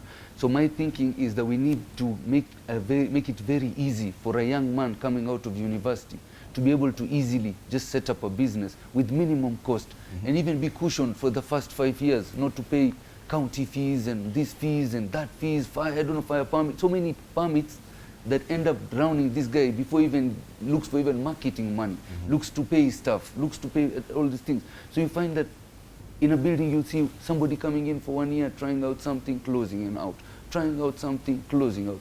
So we need to be intentional about making the journey easy for the new entrepreneurs. Secondly, we need to incentivize big companies coming in the Muli. It doesn't take rocket science. I had a meeting in Europe for a call center that is giving India 10,000 jobs, and India is more time difference than Kenya. And in terms of English, Kenyans speak better English than India. So I'm asking them, why are you taking the job to India while we can bring these 10,000 jobs to Langata. So, you know, these are the things. It has to be very intentional to incentivize these companies to come and set up here, because one company like Amazon brings in 2,000 jobs. Another company like this brings in another lump sum of jobs. When people are employed, insecurity drops. People, all these issues will settle down. The biggest issue that is facing this country is not only will we have a deficit in our budget, but we even have a deficit in our lives. Everybody is in debt in one way or another. You understand? Deficit even in deficit kila kitu bana, tunakufa na deni bana, umeelewa? So to be honest, it's not easy for the common mwananchi. We need to be intentional about this. And you talked about training. Do you know that we are talking about Singapore and we have 8 out of 10 students in Kenya dropping out after high school, leave alone the people that drop out before even reaching Form 4. You understand? So if 8 out of 10 people are just Form 4 leavers, then we're not progressing as a country. We need to add something to them. Add a 6-month training at least to this person so that he can be able to build semiconductors. Add another training for somebody to be able to work in the affordable housing. Surely even we're seeing cabro jobs being done by foreigners in our country. What is going on? You understand? These are skills that we can be able to do very easily. I mean, even the people doing it are locals. So why are we giving the jobs to foreigners to do simple jobs? So we have to be intentional about this. We have to train our people, not only in universities, but even in TVETs, transferable skills. Look at Uganda, what they're trying to do. They've built the whole pipeline. They're doing a great job. They are investing intentionally, sending their kids to countries like Malaysia for diploma and tech courses so they can come and weld, so that they don't need to employ foreigners to do these small jobs. You understand? Right. So we really need to be serious with this kind of... people are ready to work. Kenyans are hardworking. Even now coming here, 5 o'clock I was on the road. People are already on the road and bustling, trying to go and make an end. Afu unakuja nyumbani, madam, you're telling your wife that there's nothing in the pocket. She wonders, what have you gone to do out the whole day? Ulikuwa wapi? Ulikuwa wapi? All right, we continue breaking down the budget 2026-2027 as presented in the budget statement to Parliament by CS for Treasury John Badi. Let's take a short break. We'll be back to continue with this conversation.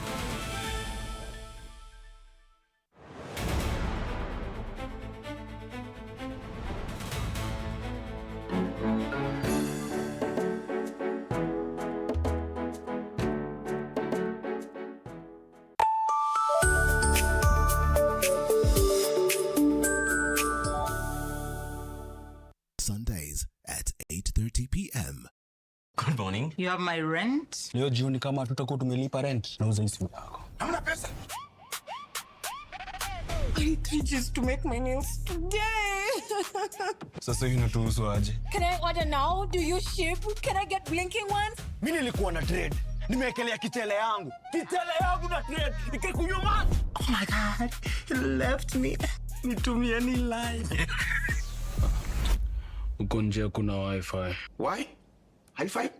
Wait, so what do we call this dish again? I have no idea. The cucumbers are there specifically for my beauty routine. Tamulini kero make a beauty product. Na ameenda. Tunafaa tukuwe na logo yetu. Like, si ni brand already. Me won't entertain divas. No. I'm not dealing with a man child. Amazing. Nishapenda hii energy. Sundays at 8:30 p.m. on TV47. Saturday at 8:30 p.m. My father used to tell me that our hotel is the home for travelers. I guess I forgot that. Recently, it's been more of a mirror of my own ambition. Ooh, yeah. We might fail. We will probably fail, but not for a lack of trying. So for the last time and the first time, welcome to Connect In, the best experience in East and Central Africa and its environs. Saturday at 8:30 p.m. on TV47. Wednesdays at 8:30 p.m. This is a very serious place. I see that. Surely. Hey, Nyumba. This is the place. Just for a few days. Rule number 2. Kwani Google inajua maisha yangu wewe? That's my seat. It's a chair. It was hers. You're new here? Yes. You learned the rhythm. This place is run by structure. structure. It is a system, ni venye tu ni system haisikizi. And what happens if something you haven't chosen enters your day? I remove it. That's not always going to be possible here. Then you are going to have a problem. Noted. What are you planning?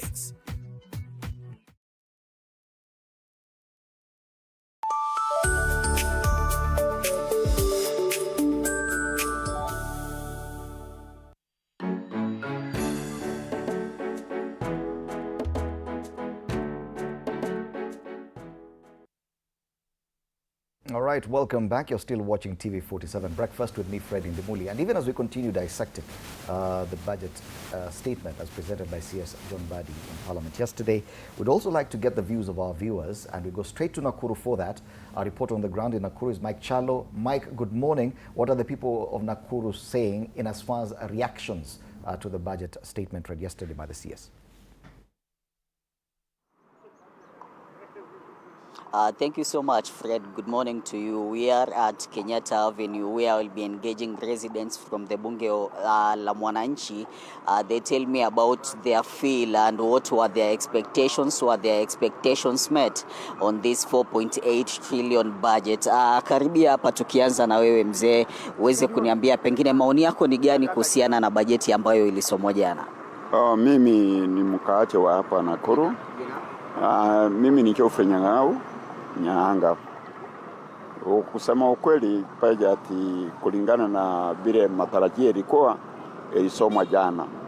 Niliposomwa bajeti hii tumeona wazi inalinga mtu ya ambao iko juu. Mtu ya kawaida, especially wakaaji wa hapa Nakuru. Wale watu wako chini, biashara hakuna. Tuliona juzi tu ikiwa mtu ya serikali anapatikana na pesa kwa nyumba ambao ni pesa ya gustua. Ukisema inalenga mtu wa juu na maanisha nini? Manake kulikuwa na tetesi kuwa mitumba imeweza kuongezewa ushuru, lakini jana pia Waziri Mbadi akasema kuwa ushuru ni mmoja, ule wa kuagiza mitumba kuingia nchini tu. Vile vile pia bidhaa za scrap zikaweza kutolewa ushuru. Uoni kama bajeti inamlenga mwananchi wa chini? Kusema ukweli, mambo ya Mbadi alisema ni mzuri, lakini nategemea kama wata implement. Imekuwa mambo mingi wanaahidi wananchi, ni ile ambao warudi kuimplement. Kusema alisema, je, atafanya? Pendekezo lako ni gani? Ikiwa walisoma budget na wanaamini walisoma budget ya wananchi, wa implement. Hiyo ndio tegemeo letu, ili pesa iweze kufikia mwananchi wa kawaida ule iko chini. Hapo ndio tutajua budget ni nzuri. Lakini kwa sasa hii ni mzemo. Asante. Pengine nikiungana na wewe, maoni yako ni gani kuhusu bajeti ambayo ilisomwa jana, ukianza na jina lako? Jina langu ni James Karioki kutoka Nakuru. Niko hapa Kenyatta Avenue. Na ni asubuhi. Mimi nilikuwa natarajia bajeti ambayo itanimulika mimi. Si ati story ya kwamba ati bajeti imeweka pesa ya mabarabara manini. Sisi watu wa chini ndio tunataka kusikia kitu kwa mfuko. Story za Badi na masomo yake na nini, hiyo haituhusu. Na serikali ilete watu hapa mashinani, watu ambao wamesomea hesabu. Sisi wananchi wa kawaida, laymen, watufundishe ni nini hiyo budget inasema, kwa sababu sisi saa hii hatujui. Badi alisoma bunge, hata mbunge wetu hapa sijui kama anakuja kutufundisha. Alisema jana kuwa Badi aliweza kutembea katika mabunge ya mwananchi, akaweza kufanya public participation sehemu mbalimbali. Unaposema kuwa hujakutana na bajeti hii na uelewi unamaanisha nini? Kwanza Badi ni uongo wanaongea, kwa sababu hapa Nakuru alikuja pande gani? Angetutangazia kwa maredio na nini. Sisi tuenda pia kwenye radio na televisheni mbalimbali. Television si watu wote wana television, my friend. Watu wengi wana radio. Sasa hii budget ikisomwa, waacha wakujaje kwanza kufundisha wananchi. Watasoma budget ya aina gani? Mwananchi ajifiru kwanza ni nini itaingia kwa mfuko. Saa hii chakula ni bei kali. Kila kitu ni bei kali. Watoto hata yule hawaendi. Asante sana. Asante. Acha nikiungana na wewe kwa maoni yako. Unahisi nini kuhusiana na bajeti ambayo imesomwa jana? Elimu na afya zimeweza kupewa kipaumbele sawa na usalama. Kwa majina mimi naitwa Edwin from Nakuru. Kutokana na bajeti ilisomwa jana, Kuna mambo yale serikali jaribu kupendekeza, lakini ukiangalia kwa mwananchi, mkulima mdogo wa chini, kuna mambo ya kupendezwa. Kwa sababu inatokana na mambo na kukosa ajira na bei ya bidhaa kuongezeka. Na watu wengi wanatafuta pesa ili wajae kwa mfuko. Mambo na hospitali, mambo na barabara na mambo na masomo, serikali ilijaribu. Na ukiangalia kuimplement ndio iko shida. Juu mimi kama hapa, mimi mwalimu na sijaajiriwa kutokana na mambo na TSC kuajiri watu na mambo ya junior school. Elimu sasa imepewa kipaumbele, bajeti kubwa ya takriban bilioni 784. Unadhani kama walimu kama wewe ambao pengine wamekuwa kwa muda wakifunza bila kupata ajira ya kudumu, unadhani sasa ni wakati wenu? Sasa tunatarajia mambo kama hayo kama serikali itatia manani ili walimu waajiriwe under pensionable and permanent. Hii mambo ya kuchukua walimu contract na vile economy ya nchi iko ipendezi. Kama wata implement na mambo na SHA wa implement, hiyo ndio mambo inahusu mwananchi wa chini zaidi. Asante. Kwa dakika moja tu, maoni yako ni gani kuhusiana na bajeti ambayo imesomwa jana? Asante sana. Kwa jina langu kamili George Omashem. Bajeti ishasomwa na Kenya iko na pesa ya kutosha. Mimi kitu ningependa kuomba president na viongozi wote ninahusika. Kuna department moja retired president Mheshimiwa Uhuru alijaribu. Kwa mfano walipokuwa natengeneza ile reli, walikuwa napatia watu haikuwa wamekamilisha. Wakati walikuwa wamepatia jeshi, hiyo reli ilikuwa imetekelezwa na inafanya kazi. Kwa hivyo walikuwa naomba badala kwenda kupitia department mingi, procurement na nini, wakubwa watekeleze hizo project zote za 47 counties. Lakini kwa naomba sasa wabadilishe, wapatie jeshi na natural youth kazi, waandikwe kwa wengi. Sasa hizo makaunti sio maendeleo yanataka wafanye, wapeleke hizo pesa kwa natural youth na jeshi, na tutaona maendeleo haraka na hiyo corruption pia itakuwa naisha. Asante sana mzee Fred. Those are some of the views from the residents here in Nakuru CBD along the Kenyatta Avenue, despite Mbadi saying that the budget was for the common mwananchi. They still decry the implementation of the same budget and also doubt it whether it will be fully implemented and favor common mwananchi. At the same time, they say sensitization was not done enough, and there are still some people who do have an idea of what the budget read yesterday was about. From here, I don't have much. Give it back to you, Fred. Thank you so much, Mike Chalo, our reporter in Nakuru, and thank you for getting us the views of residents of that county and town, a city actually. Nakuru is a city. My apologies, a city. With regard to the budget read out yesterday, but something comes out clear that big words do nothing for the common mwananchi. They clear we need to feel it in our pockets. We need to feel it down here. Whatever you say up there, it better translates on the ground, Collins. Yes. It means that everything this administration or treasury is doing, how come it's taking this long for people to feel it down there? The promise was that those people down there were the ones to feel it. Pesa mfukoni was a mantra. I think what people don't understand, and this is at both levels of government, the national and the county government, is we might all want a lot of things. We want roads, we want hospitals, we want markets and all other things. But all this money needs to come from somewhere. Mm-hmm. And that somewhere is me and you. Either in one form of tax or one form of non-tax revenue, you know. How does this translate to the common mwananchi's pocket? If the economy is built on growth, or the economy is built to grow, then everyone will feel it. If all the metrics of the economy are built to ensure that someone has something in the pocket, then someone will have something in the pocket.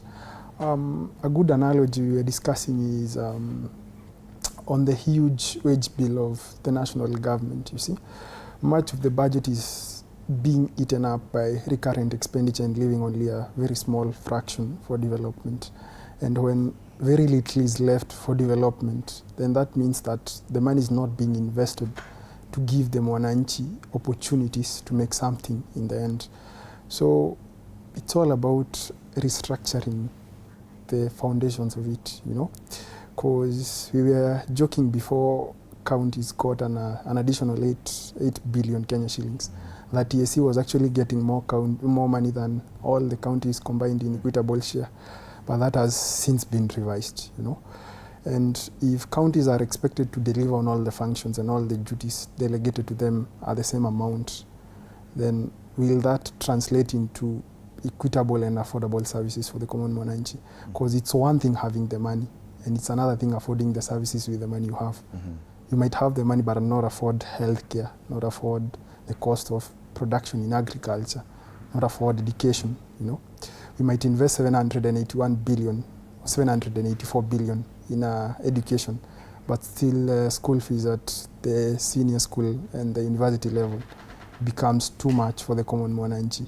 So it's much a balance of ensuring that someone has something and the services are affordable for them to remain with something in the portion they have. All right. Wakili, just quoting a tweet here by Ndongo Wainaina, who's a very vocal contributor to this show and also to governance issues. He says, a budget is continuity of financial colonialism. It shows country without economic sovereignty. It reflects entrapment to debt colonialism. Financialization of basic services and major cuts in public spending have deepened inequalities and worsened cost of living crisis. It's the same thing people are talking about. It's the cost of living. Where are we getting it wrong? Because the budget is huge, but it would appear there's something fundamentally wrong in how we prioritize, and this is reflecting, however big the budget may be, we're still not filling it. And that's why we are saying there's nothing to celebrate on a big budget. It's not like there is an award we are winning because our budget is big. We've seen comparative analysis of our neighbors here, even Ethiopia, which is almost overtaking Kenya in terms of GDP growth and all indicators. And their budget is up about 14 trillion. Ours, I mean, $14 million. Ours is like $34 billion. So, you know, their budget is probably a third of what we are doing. And, you know, it's so sad because 10 years, 15 years ago, during the Kibaki administration, we'd achieved non-reliance of debt. You know, we'd achieved growing the economy, bringing infrastructure development and managing our debt, you know, and expanding the economy. And then this issue of debt began growing during Uhuru's time. And this president, who was deputy then, and who was telling us, okay, these were the ills of the government. I was seeing them when I was deputy. I'm going to fix it. He comes and makes it worse. He's borrowing, I don't know what, 1 billion per day or what. You know, it is so sad that we are dealing with an economic crisis. The 2022 elections was about economic freedoms. It was a hustler agenda. It was a hustler narrative because we wanted economic freedoms. Kenyans have not experienced that. Now what has happened is that now the debt burden is so big that the sustainability of our budget, that the opportunity for this budget to be invested in development agenda is not there. Then they run away, they tell us, no, we're going to create a sovereign fund for you to guarantee your future generations. Where? From where? How are we going to sustain this 13 trillion debt, which is growing? I don't know. By next year, perhaps we'll be at 15 trillion in terms of debt. And therefore, what we are suffering from is we are suffering from the crisis of bad leadership. That this is what happens when we have bad leadership that's not prioritizing the development, the real GDP development of this country. We have people who, between their words and what they do, everybody on the streets there was saying, we are not sure about the implementation. Even the teacher himself, who is saying is even unemployed, is not sure whether, in fact, this 720 budget will translate into execution. So we have a challenge in execution. We have a challenge of a president that has been lying to Kenyans consistently on his plans. Kenyans who, someone tells you in 6 months' time, I'm going to do this, that doesn't happen. Therefore, we have to have an honest national dialogue. And this is the dialogue we are going to give him in August of 2027, that we are done with lying, that Kenyans are interested in our own country. We are Kenyans, we are not going anywhere. We are not tribalistic.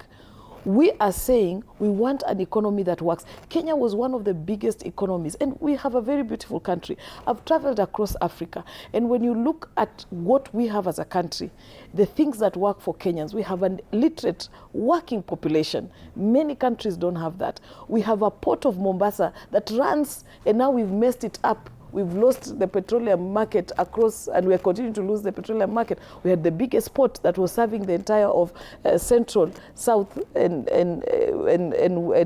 South Africa, and Sudan, and all these markets that was moving goods. We have tourism. We are a tourist attraction country. We have coffee. We have tea. We have real exports. And what we just needed was to accelerate this. But then we then have a government that's bloated, that's not committed to reducing its expenditure. But it doesn't address that, doesn't address how they're going to reduce the expenditure of government. And the bloat, that was what in 2024 when people went to the streets, that was the commitment the president was making. The corruption is not reducing, it's getting worse. So you cannot say, in fact people said that Talanta Stadium, what is there to celebrate there? You're building a stadium which we know that the largest percentage of that money, and in fact is on debt, it will increase. We are starting to securitize our own revenue income. We are tying ourselves into debt. Now we have finished even fundamental debt borrowing. We are going to the next level of securitizing levies. You understand? How is this person then telling us, oh, no, but I'm going to create another fund out of the consolidated fund to guarantee future generations? Come on. I think we need to get to a point where we need to stop the lies. We need to stop it's not going to work. And I would like to look at this camera and tell His Excellency, President Ruto, please stop it. This is not going to work for our country. This is not your country. The country is bigger than His Excellency, President Ruto, and his administration. And that's what we are telling him. And it has to come to an end. These lies and playing with Kenya's resources and the guarantee for our future. We want our country to succeed. And we don't want this kind of lies and machinization. We want an honest conversation where we have a budget and we have leadership that is accountable to the citizen. All right. Before I give you a chance for your final comments in a short while, let's take the views of our viewers from Mombasa. Quinton Wafula is our reporter there. Good morning, Quinton. What are the people of Mombasa City saying about the budget statement presented yesterday in Parliament?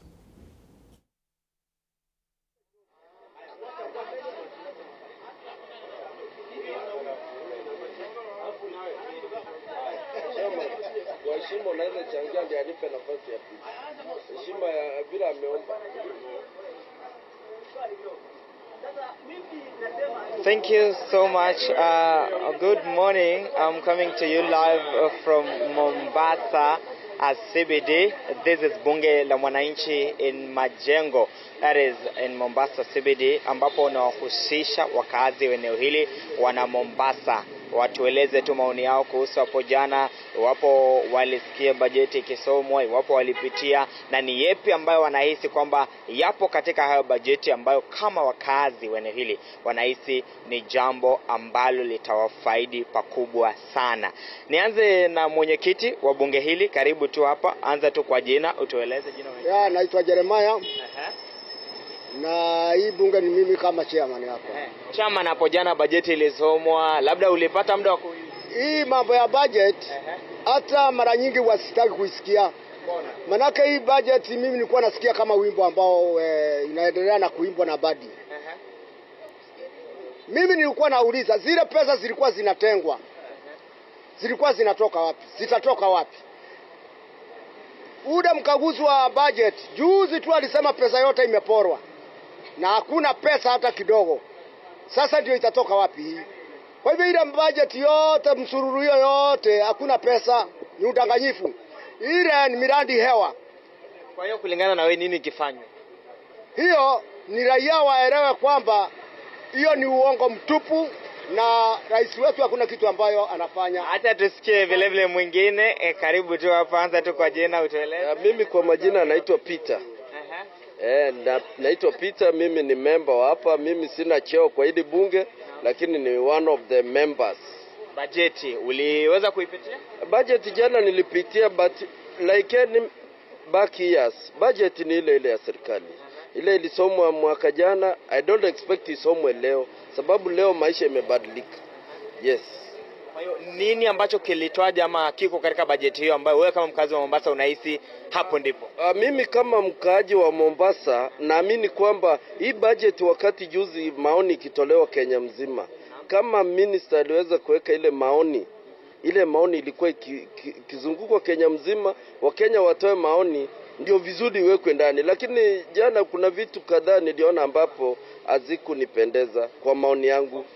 Niliona kama upande wa political parties hizi na upande wa serikali, kama hii mambo ya police iliwekewa budget kubwa zaidi.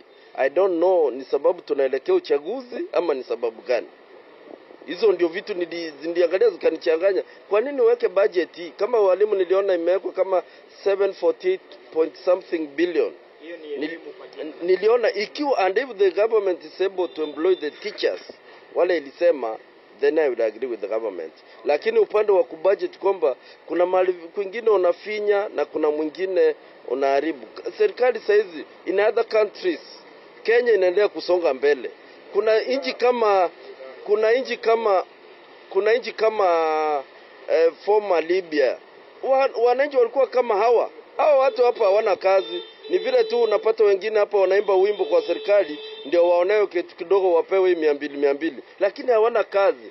Serikali kuje na mbinu msingi kwamba hata kama sisi hatuna kazi, kuna vile serikali inaweza angalia wale mahustlers, sio ile kuja kupatia mtu 500 eti kwa mwezi.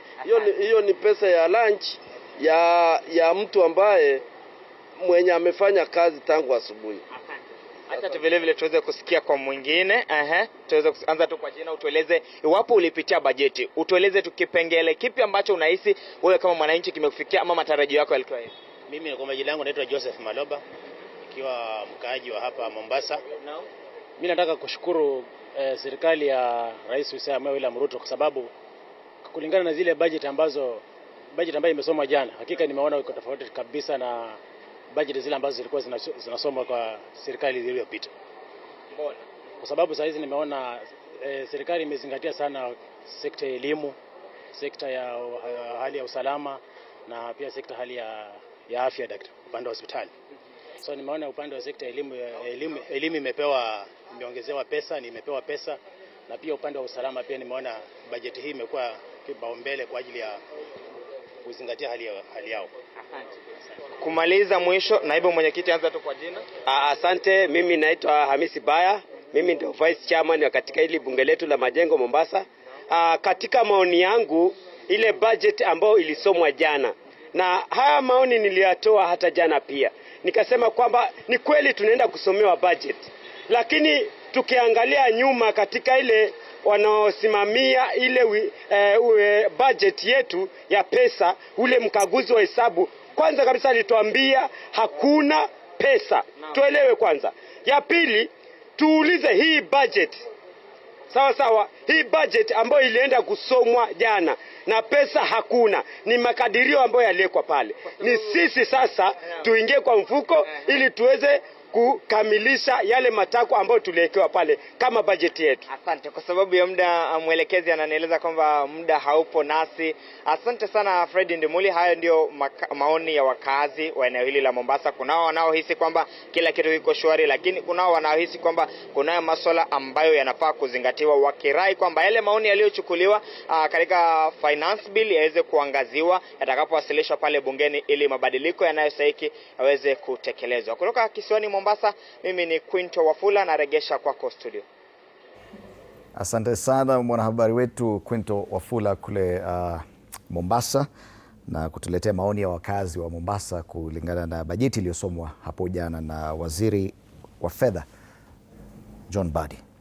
Tunataka kumalizia mazungumzo yetu hapa studio. I'll give each one of you about a minute and a half for your final comments. Start with you, Haji.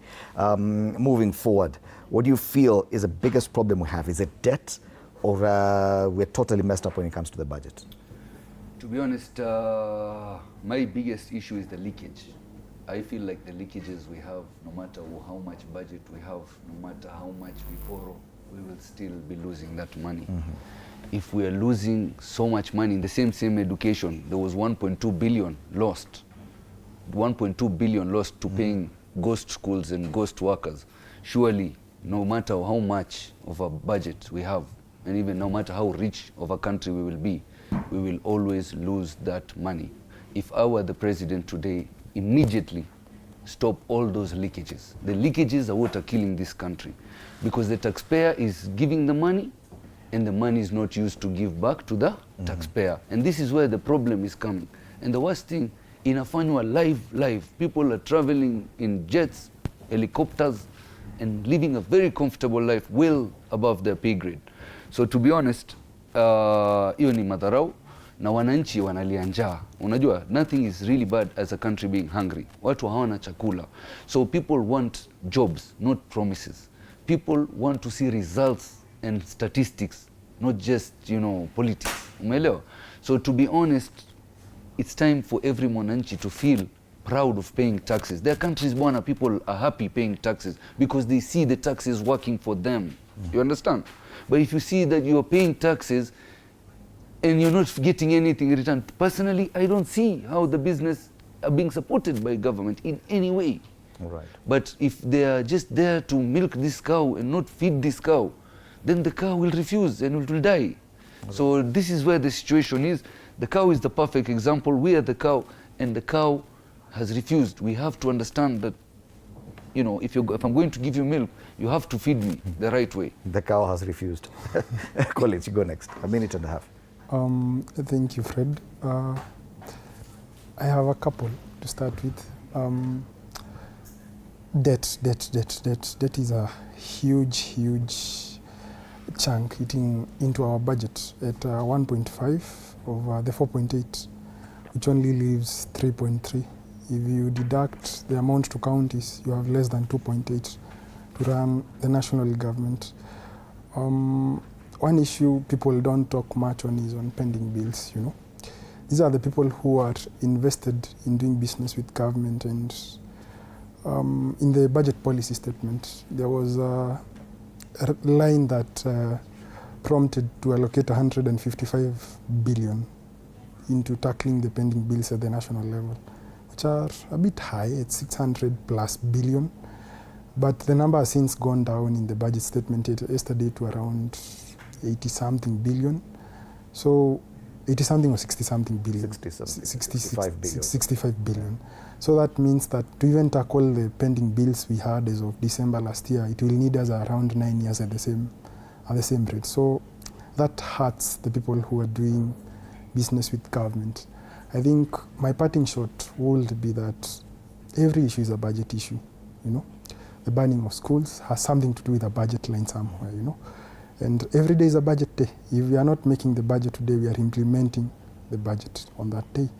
And every person is a budget person, so let everyone be on guard to ensure that the government does not just plan and not implement, but we plan and implement what we plan to ensure that the good of the people is withheld. Right. Thank you, Collins. Finally, Wakili, you wrap it up for us. Yes. I think Kenyans should brace themselves for another hard economic year, which is really unfortunate. But I think it is a wake-up call that we need to interrogate the kind of leaders that we then want to bring to leadership. I come from Kiambu County. I'm vying for Women Rep 2027, and I really believe I have what it takes. We need to make sure that we are going to elect people who have the heart of the nation, because we need to fix this. We need to overturn. We brought in an administration in 2002, the Kibaki administration, after the hard Moi regime, and within a short time, things were fixed. So Kenyans must have faith that it's possible to fix this country and bring it back to where we want to see it, and stop this level of machinization na uongo mingi hapa. Now we have leaders that have the nation at heart. So I'm praying to Kenyans, it's going to be a tough year. Petrol is still high.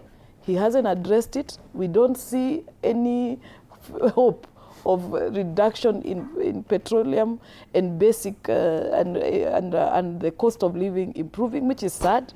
That's what keeps me awake, to think that there are a lot of Kenyans that will continue to live in poverty and suffering serious economic challenges to the extent that pengine kura zao zitanunuliwa. You know, it's sad.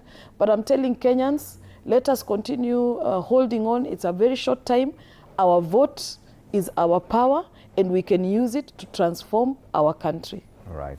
Thank you so much, Phyllis Wangui, advocate of the High Court and also an aspirant for the woman rep seat in Kiambu County. Yes. We've had Collins Munio, budget researcher at Bajeti Hub, and Haji Omar, a political analyst and also an aspirant for the Langata parliamentary seat. Wish you all the best in your endeavors.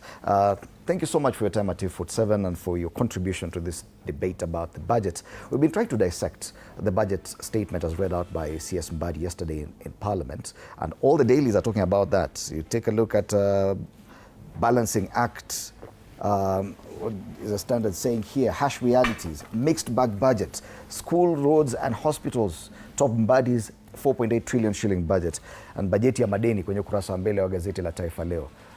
Mazungumzo yote ni kuhusu bajeti, and I think this will be the biggest conversation, at least today and going into the weekend. Remember, you can continue interacting with us on our social media pages, TV47 Digital on X, TV47 Kenya on Facebook, Instagram, and on YouTube, where we continue to stream live. After the break, a lot more coming up. DJ Bluey will be in studio with Fazul, and later on, Arnold Ida will be hosting Sir Private Socrates on celebrating women in business, and also Oga Obina will be in studio. Do stand by for that. My name is Freddie Ndimuli. Have a lovely weekend.